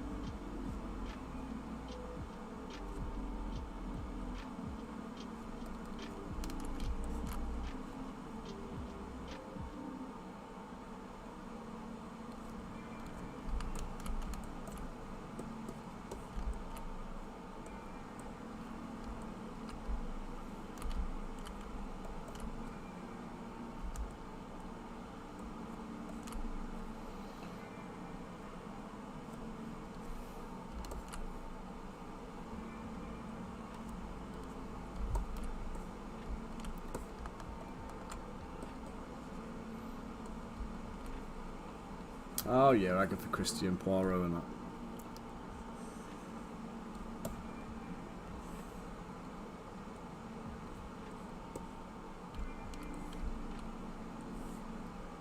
Yeah, they're not really my kind of thing. There's a if you like the detective shows, there's one called Midsummer Murders. Very unbelievable. it's quite an enjoyable show. It's basically a little village called Midsummer, where they're constantly having to go out and solve murders. And the other one I always liked as well was Jonathan Creek. But if you want some British shows with some proper British humour, you've got to go for Taskmaster. Taskmaster's just amazing.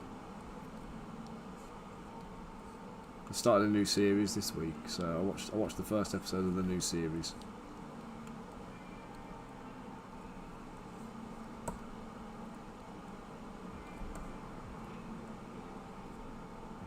They always manage to throw you like new people you don't know, but you end up loving them by the end of the show.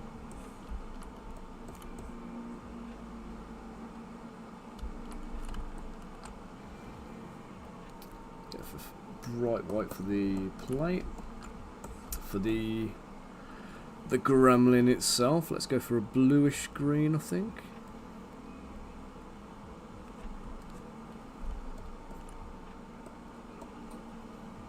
Yeah, Taskmaster is just incredible, isn't it?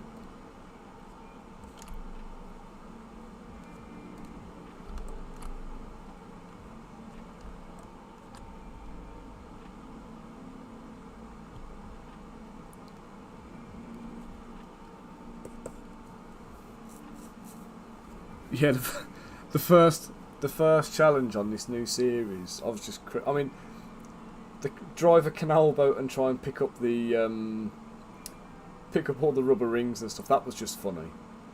But the do the best like wedding dance with the earphones on so nobody can hear the music you're dancing to. That just looked crazy. So I really enjoyed that one.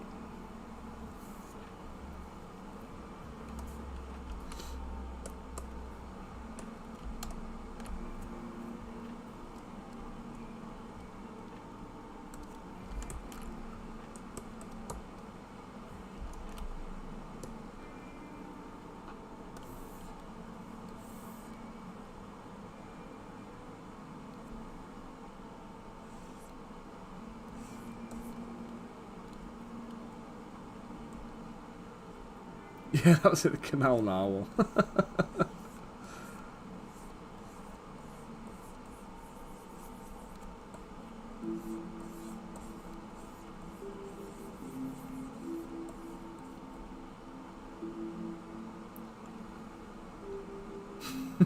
Keeping up appearance.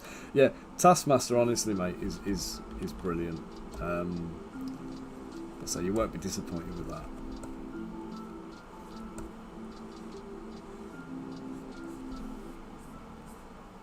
It's just proper like stupid humour. There's like 15. Is it like no? It's like 11 series or something like that now. There's a lot of it. So if you can get it on the catch-up channels and stuff, it'll keep you going for ages. And then they do like the Champion of Champions episodes where they get all the people who've won the previous like 5 series or whatever, and they bring it back in to compete. And a lot of the time there'll be British comedians who you probably won't know, but kind of we don't really know them either by the time we're seeing them on Taskmaster. There might be 1 or 2 that we know, but for the most part they tend to kind of throw you a bit of new talent and you're kind of discovering people for the first time.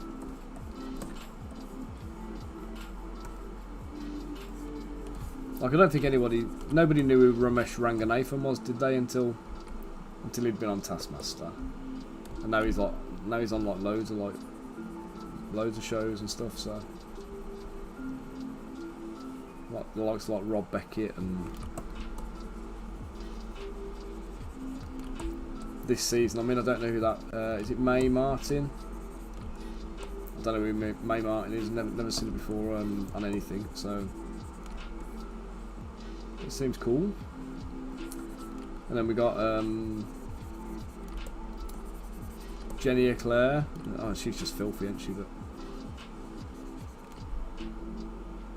yeah, the guy with the eye.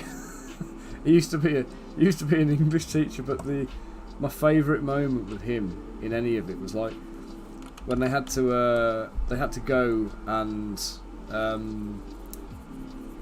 eat as much of a watermelon as they possibly could in like a minute or something like that, or like 3 minutes or something. They had a short amount of time anyway to eat as much melon as possible. So like some of them went in there and tried to like get a knife and chop it. Some of them just like, you know, bashed the melon up a bit. And he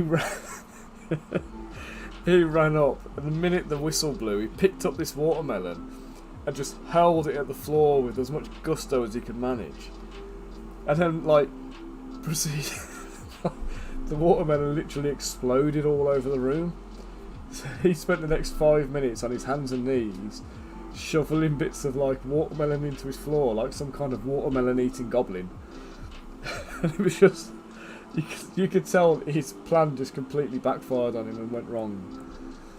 But it was one of the funniest things I'd seen in absolutely ages.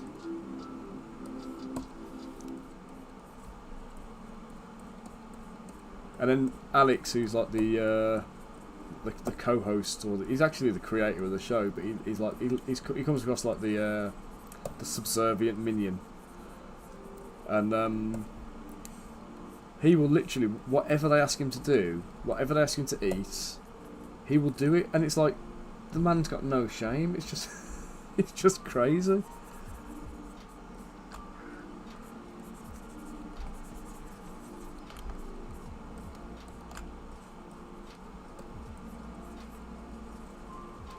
But we do like a little bit of a like a little Christmas quiz normally at ours. So the in-laws all come round to ours for, like, you know, Christmas evening and whatever. We get a few games on, and normally what we end up doing is pilfering a few kind of like of the Taskmaster type episodes, some of the challenges from it. And kind of see who does the best at them, basically. Obviously, you can't do all of them because that'd just be silly, but.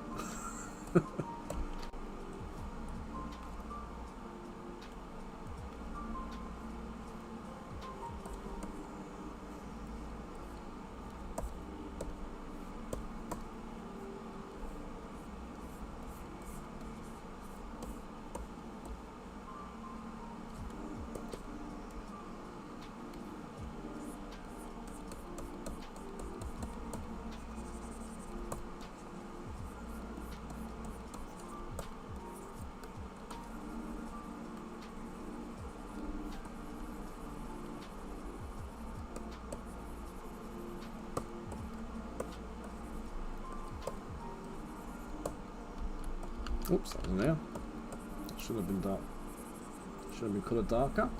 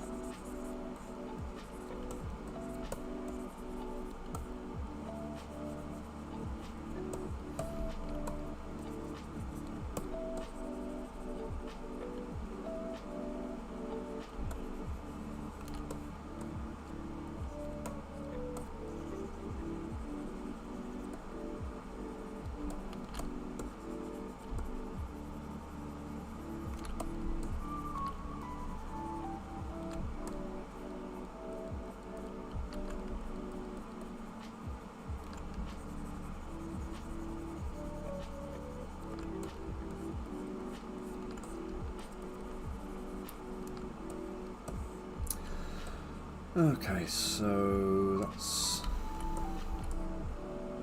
most of the body shaded. I'll come back to some highlights at the end, I think, so I'm going to put like loads of warts and stuff on it yet.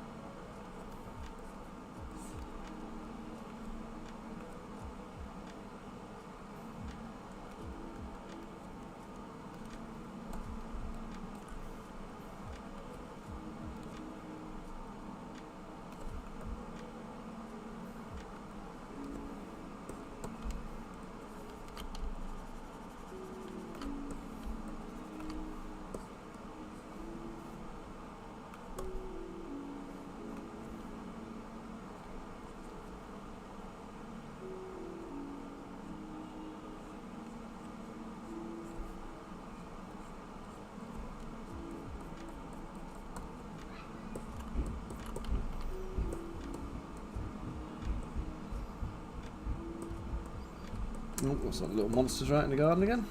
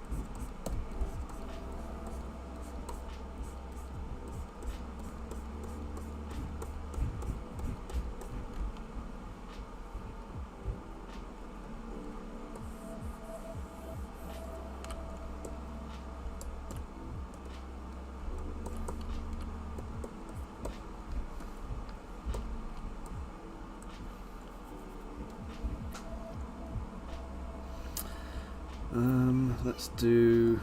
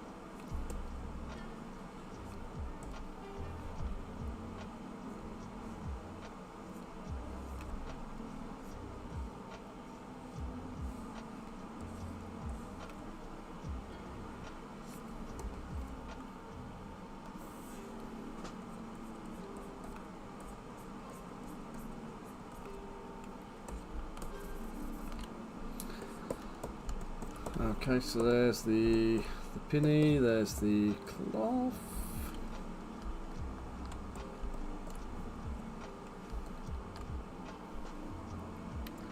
I'm going to go to a yellowish,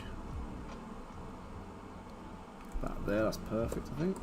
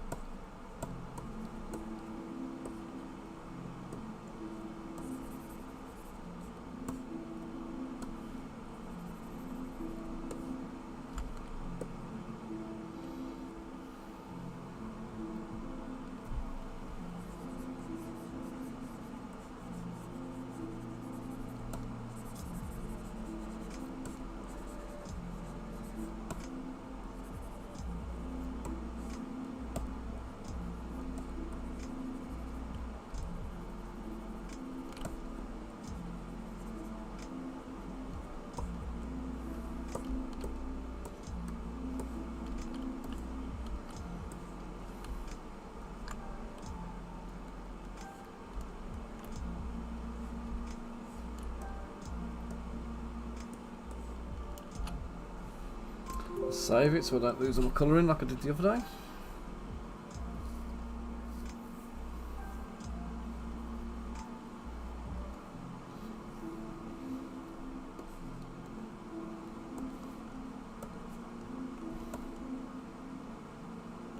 Oops. I was going to do the colouring then.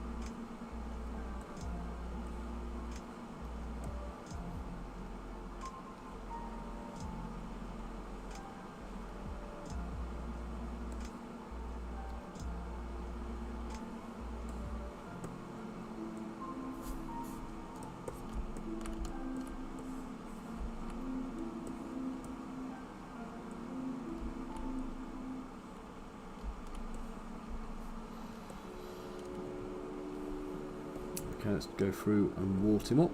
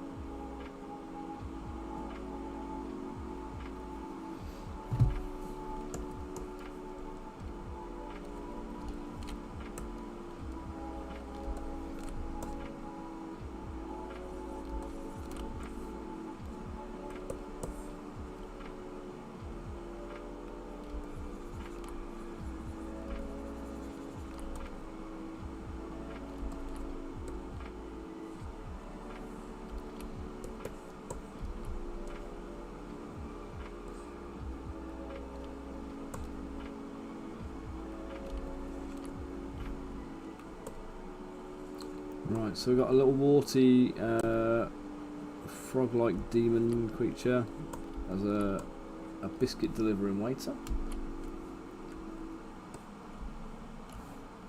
Let's just remove groups. Just did Dynamesh on this, bring them all together.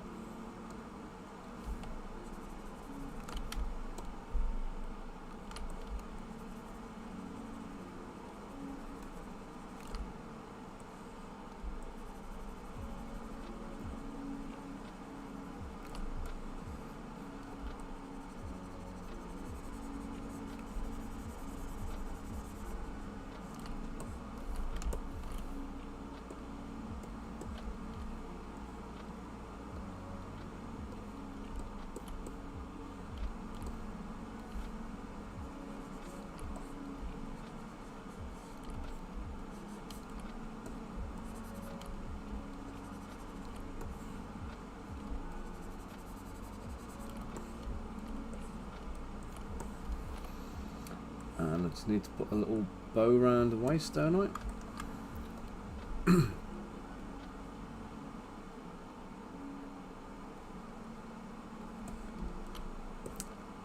Little apron string.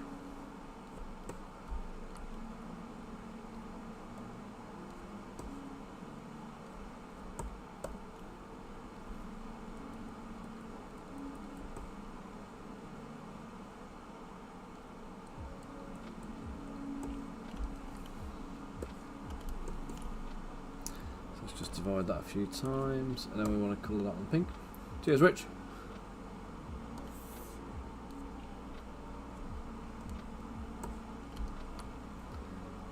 And then we'll just do a little bow on the back.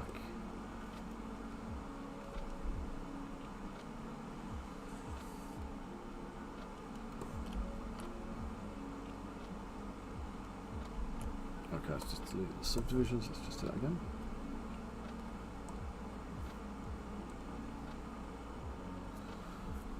I need to change to curved straps, I think, because otherwise it's not going to look right. Curved strap.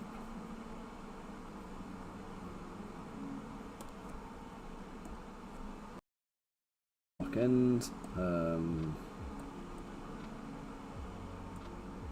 Bend start and bend end. Whoa, what's going on with that? Oh, you shit.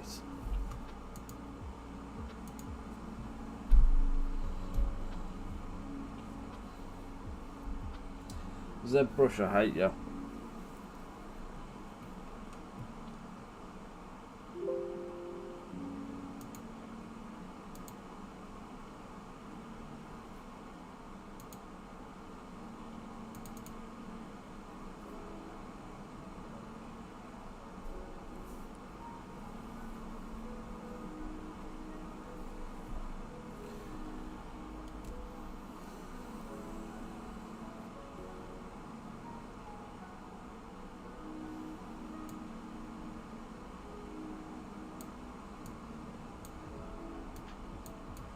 Brilliant. So all those spikes and warts and stuff I've just done, didn't save any of it. Awesome.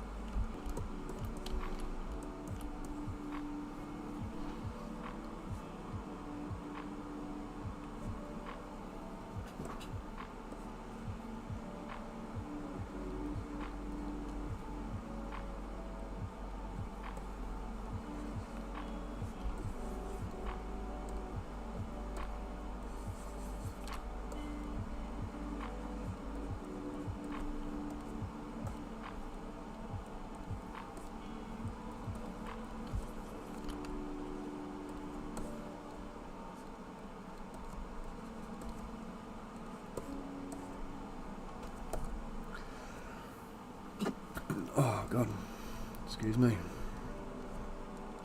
Ow.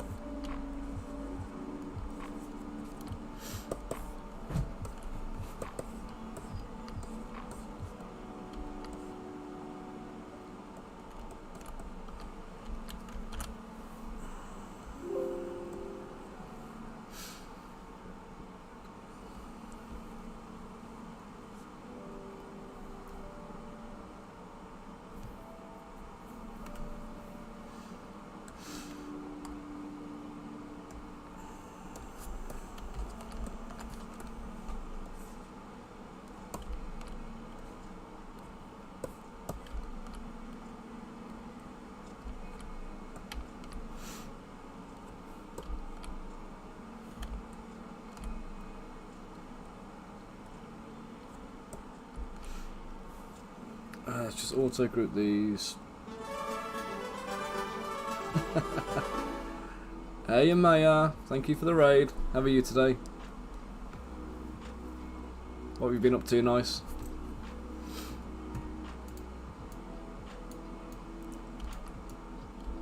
I've had a bit of a hectic morning here, so I'm just trying to catch up with a little bit of sculpting. So I've just been making this little lovely little biscuit deliverer to go with the Warlock.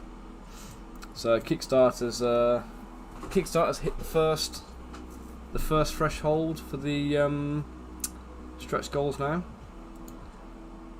Oh, fantastic, brilliant. I'm right, thank you. I say ZBrush has just crashed on me, which is always fantastic. It's, you know, it's taken the edge off my mood a little bit, but you guys have brought it right back up. What are you drawing today?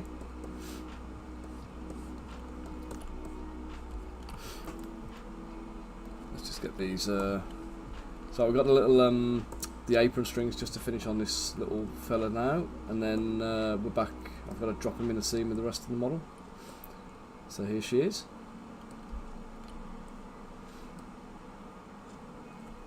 So this little grumpy git is going to be delivering biscuits to his master. Oh, I've lost him. Where have I lost him? There we go.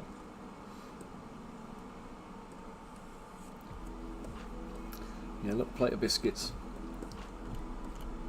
Got some crunch creams, a couple of chocolate digestives, and some bourbon biscuits.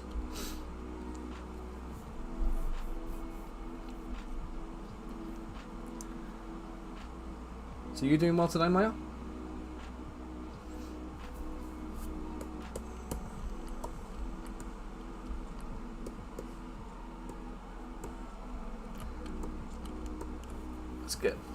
Let's get you a shout out on the stream as well. I haven't got many people here already, but so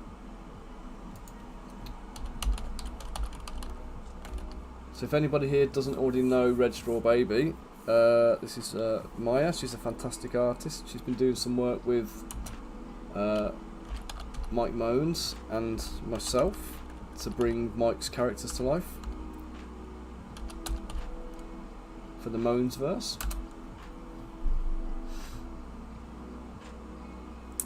Oh no.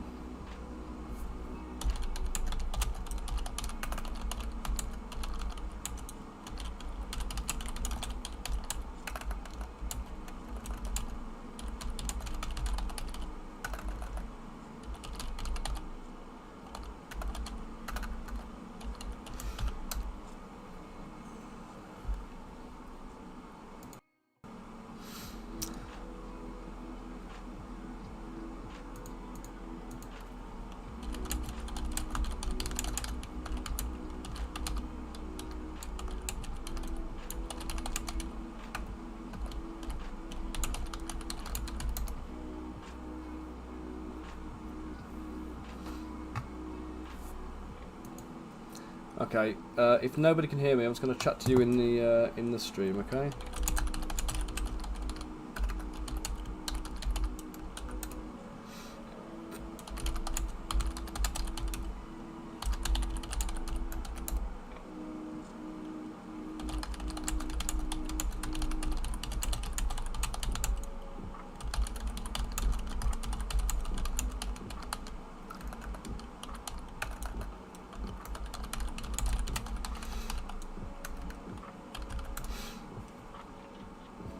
Yep. Can you hear me yet, or are we still? I haven't got a notification about the stream. 12 minutes ago, apparently, the stream disconnected.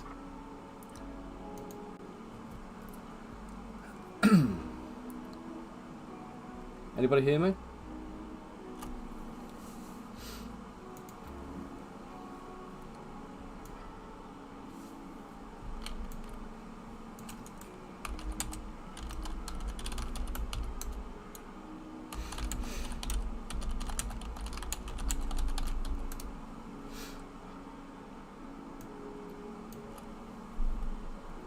Let me just see if I can switch over the microphone to the other one.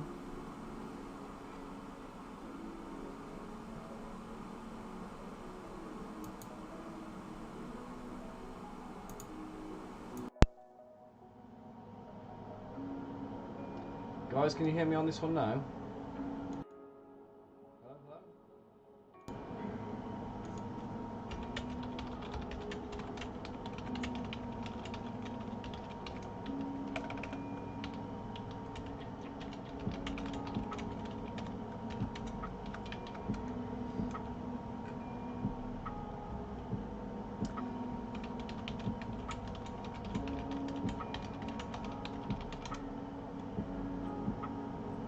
Okay, can we hear me yet? I've just changed microphone, or sound source at least. Ah, balls.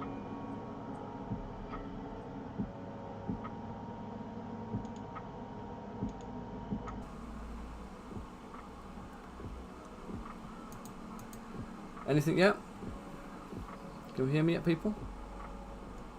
It all looks okay my end, so don't know where the disconnection is.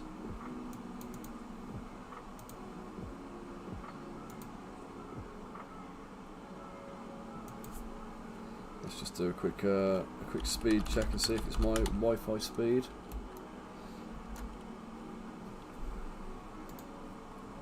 Hey, you can hear me, brilliant. I don't know what's going on. It's I think my broadband speed's like really low at the moment. Just did a speed check, and I'm pretty sure it should be better than this. Latency 175, it should be about 10-15 or something like that. Download speed should be like 120, but this is sounded different. Yeah, 120, it's now 12, so that's absolutely rubbish. And upload speed is better than my download speed, bizarrely, but it should still be double what that is. So there you go, Sky Broadband underperforming again. So apologies about this, guys. I don't know how long you've lost sound for, and how much how much of my jibber jabbering and chatting we've missed, but welcome to the Stream Raiders. Maya, hopefully you've got your feet up and chilling right now, so you don't hear this. Oh, did it? Oh, right, so it's not just Sky that are appalling then. I won't mind. I had my my broadband upgraded recently because I've been having Wi-Fi issues, and ever since they've upgraded me, I've had more issues than ever. So, how are all you Raiders today anyway? Everybody keeping well? Hope Maya's been looking after you, keeping you all entertained. And Mike prior to that, I hear.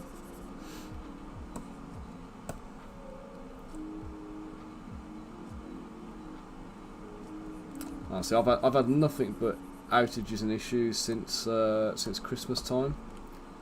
So we're getting on for what, 4 or 5 months now of just bad service from Sky, I think. So yeah, I'm going to have to get the engineers out again for this one, because this is unacceptable. This has been going on for days now as well.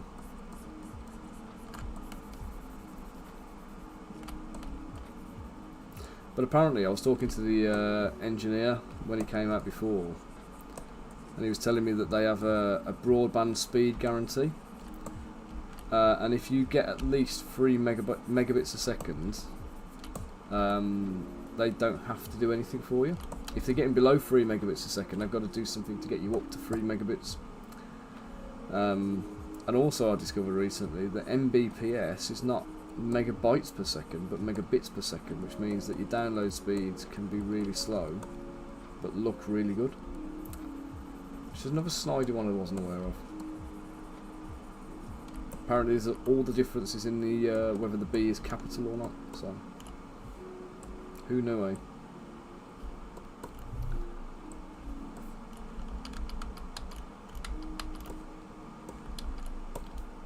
Ah, you turd. Come on. Really? You're doing this to me now?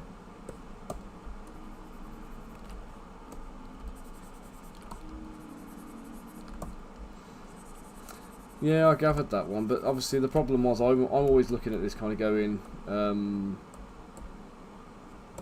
you know, we've got how many 120 megabits a second, megabits a second or something like that is my average speed.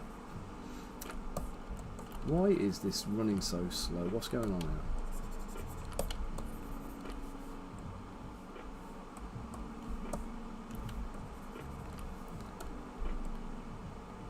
Thank you, Bunker. Thank you for dropping that on him. Yeah, so I'm supposed to be getting 120 megabits a second. I'm sitting there kind of going, well, why am I only downloading stuff? Why am I downloading a gigabyte file and it's going to tell me it's taking like an hour and a half to download? Apparently that's right. So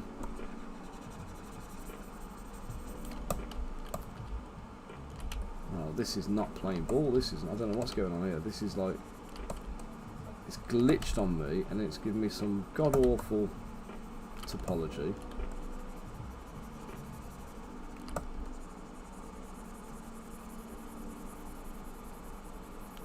I think I can just about work with that now.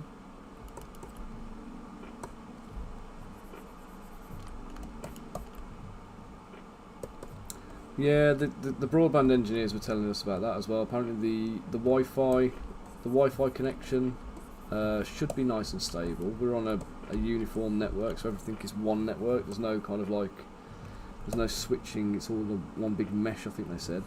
Could have been mess, but so we're on one big mesh network now. So hopefully that should make things a little bit better. But we shouldn't have anything going on at the moment because the kids are all having a sleepover with their mates. So they're all playing games in the living room. So nobody's watching or streaming or anything like that. Well, they weren't last time I checked, but who knows? So let's just get this bow done. Let's duplicate that and in fact just mirror and weld that one. I think let's. Wrong. Let's just bring that this way and then do it again. Right, perfect.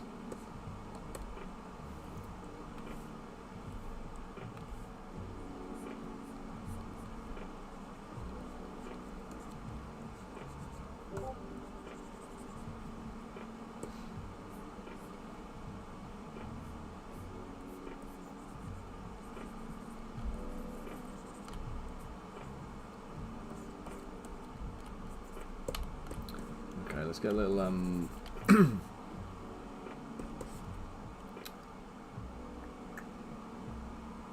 little cube inserted, I think.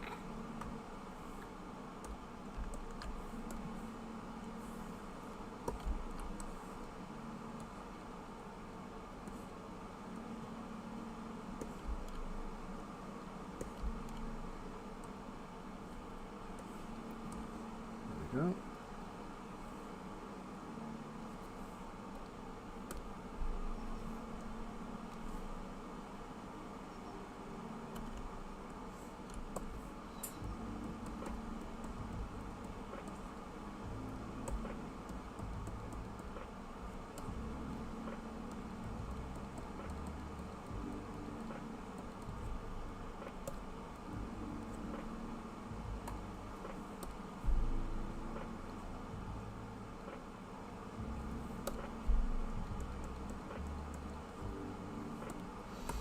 Shorten that one, so there's a little bit of asymmetry going on.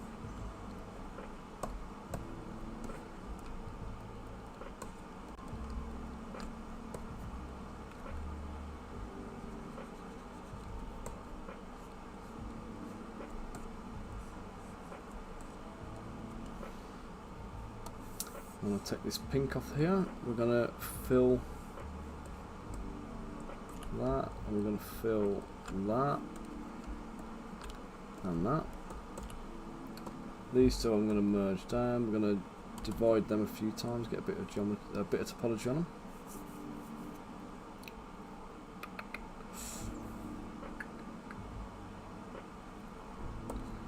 Delete that one.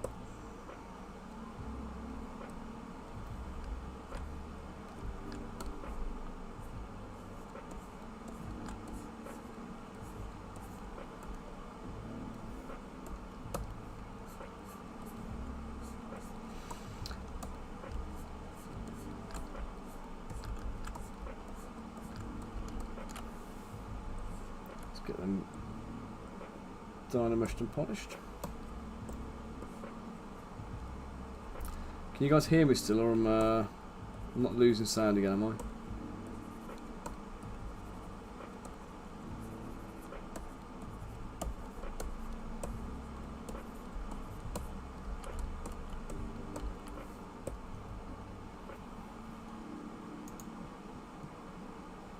Good, good, good. Thank you, Rich.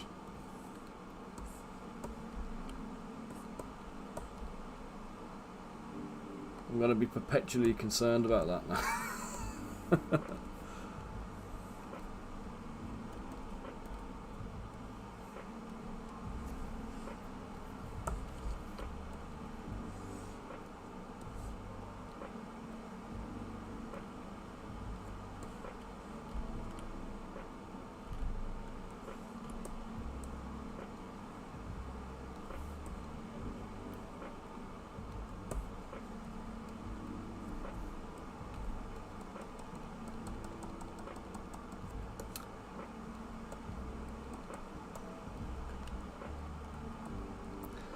When I finish this, I'm going to have to get going, guys, because I've got Hayley in the house on her own with 4 kids to look after. Only 2 of them are ours. So although she's the crazy woman who organised the second sleepover in 2 days, I can't just leave her hanging. So better go do my bit to help her out. But I will say the kids we got today, they're really good kids actually, so.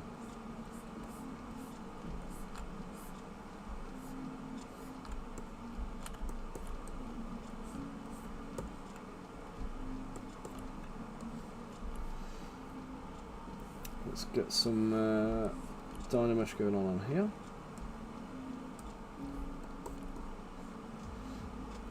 I want a highlight colour now. I just want to paint the highlights in on the straps.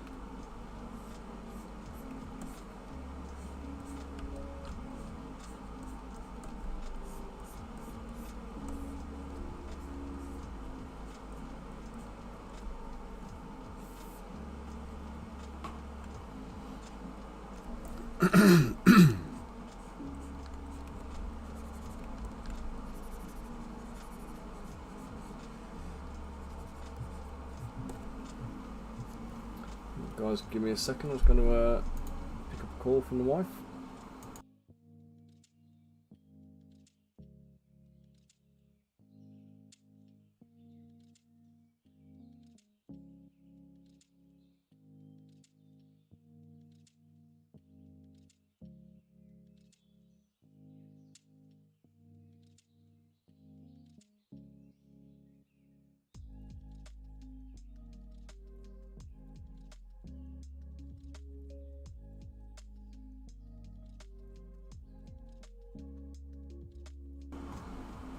Right guys, it's kids' dinner time, so I will be getting off in a second.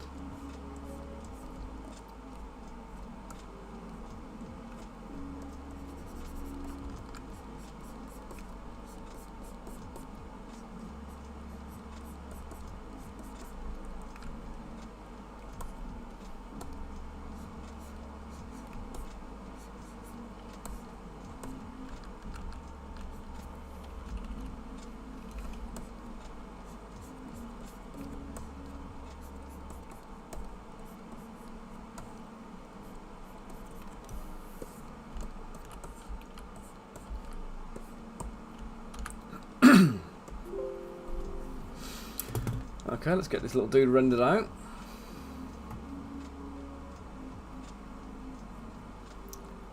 And then I'm going to call her a her, I think.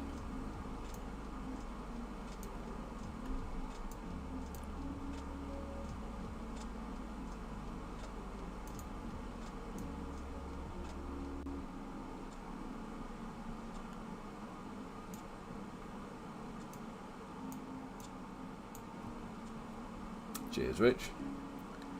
I'm quite pleased with her in the end. I think she's come together quite nicely. We're going to go to get my renders up, render sets. Go for this one. It's got some nice contrast on it. And then I just need to turn off the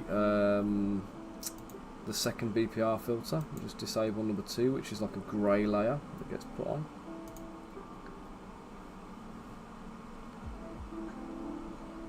Okay, so let's do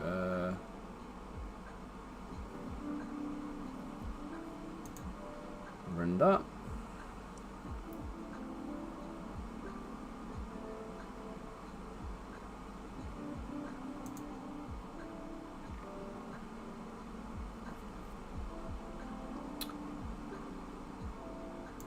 Let's turn render on.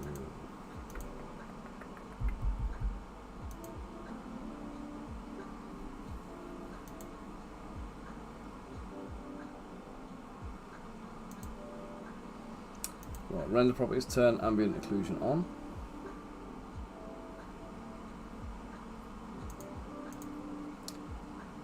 And I'm going to go for, let's re-render it.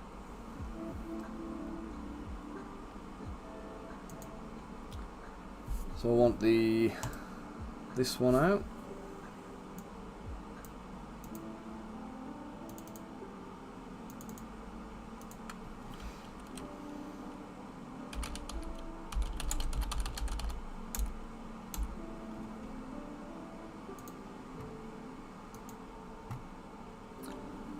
And then without moving anything, we go for a mask. We're going to export the AO, which is ambient occlusion if you're not with the lingo. The depth map, the shadow map, and the shaded one.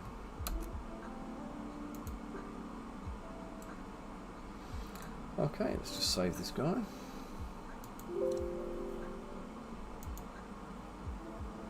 And now I've got everything I need to be able to pull this together for an update later.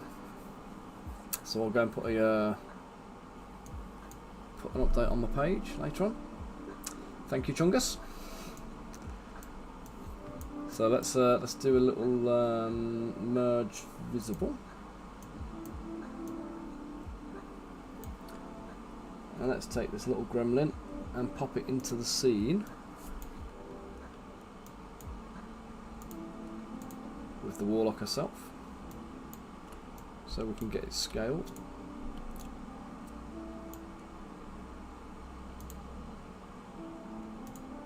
So clearly that is one big ass biscuit tray, which obviously is not correct.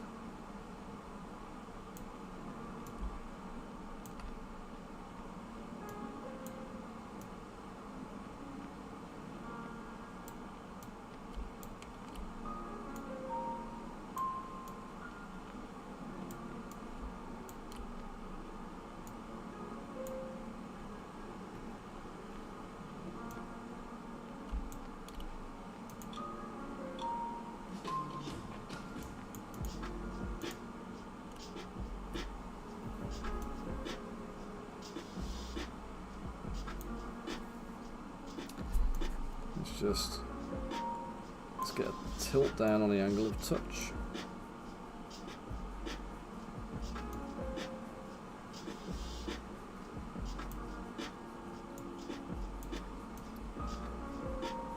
Trying to get the right kind of perspective in here, I think, but I think we're okay there. So let's try that.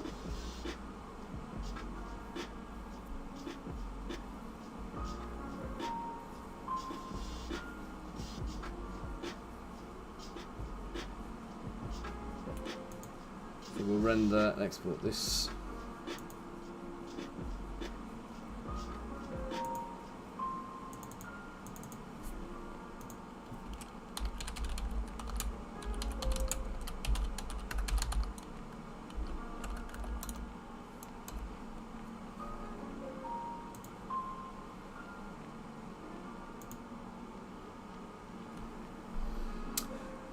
Da-da-da-dum.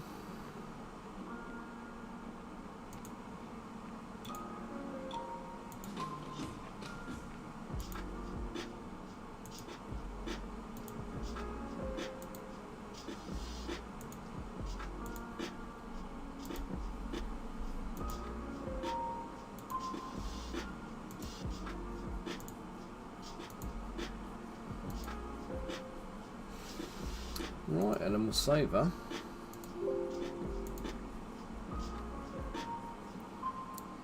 So guys, if you're interested in this one and you'd like to kind of pick this up, we've got a starting at £10 on Kickstarter at the moment. The table and the accessories and stuff are separate from the main file, so if you only want to paint the Warlock on the Shares Lounge, you're not paying for the excess bits and bobs that you're not going to use, so it gives you the option of breaking it down into bits.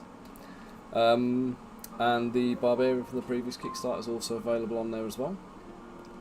So yeah, go and have a little check. I'll pull the site up now actually. Bunker, if you're free and able, matey, if you can do the honours and post the link up, that'd be awesome sauce. If not, I'll post it myself in a second. But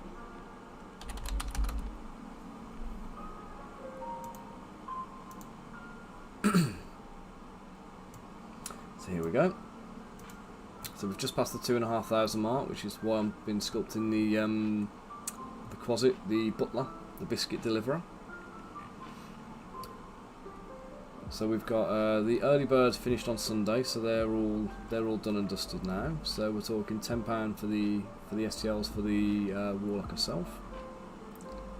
But you do get a very lovely high detail model there. That's it's been designed with painting in mind. So if you like your miniature painting, then give it a go, get stuck in. Accessory upgrade is £3 for the table with the extra bits and all this good stuff on it, and the little skeletal rat minion. If we get to 3,000, then we're going to go and add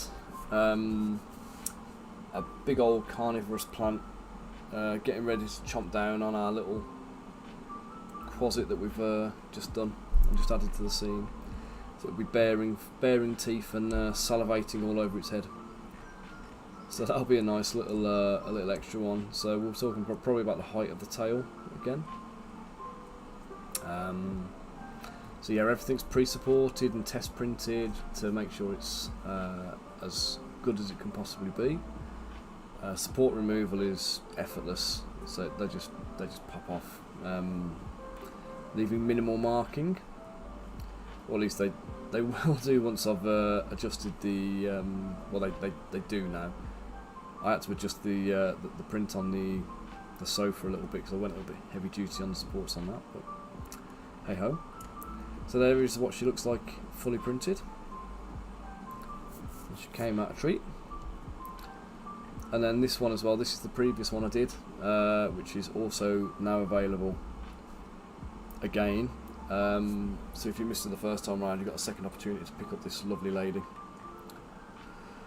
Okay, so I am going to quickly, I think it was a exclamation mark, Kickstarter. Yep, there we go, there's the Kickstarter link. So if anybody wants to have a little look, there you go. So I am now, and apologies for those of you who've just been dropped in on me a minute ago, but I am going to have to wrap up and go spend some time with the wife and kids. So who is online right now?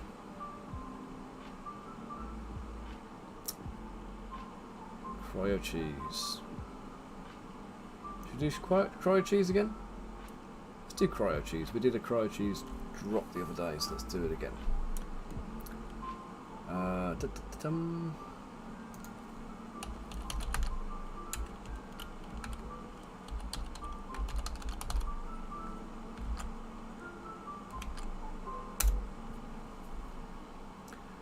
So guys, thank you all for joining me today.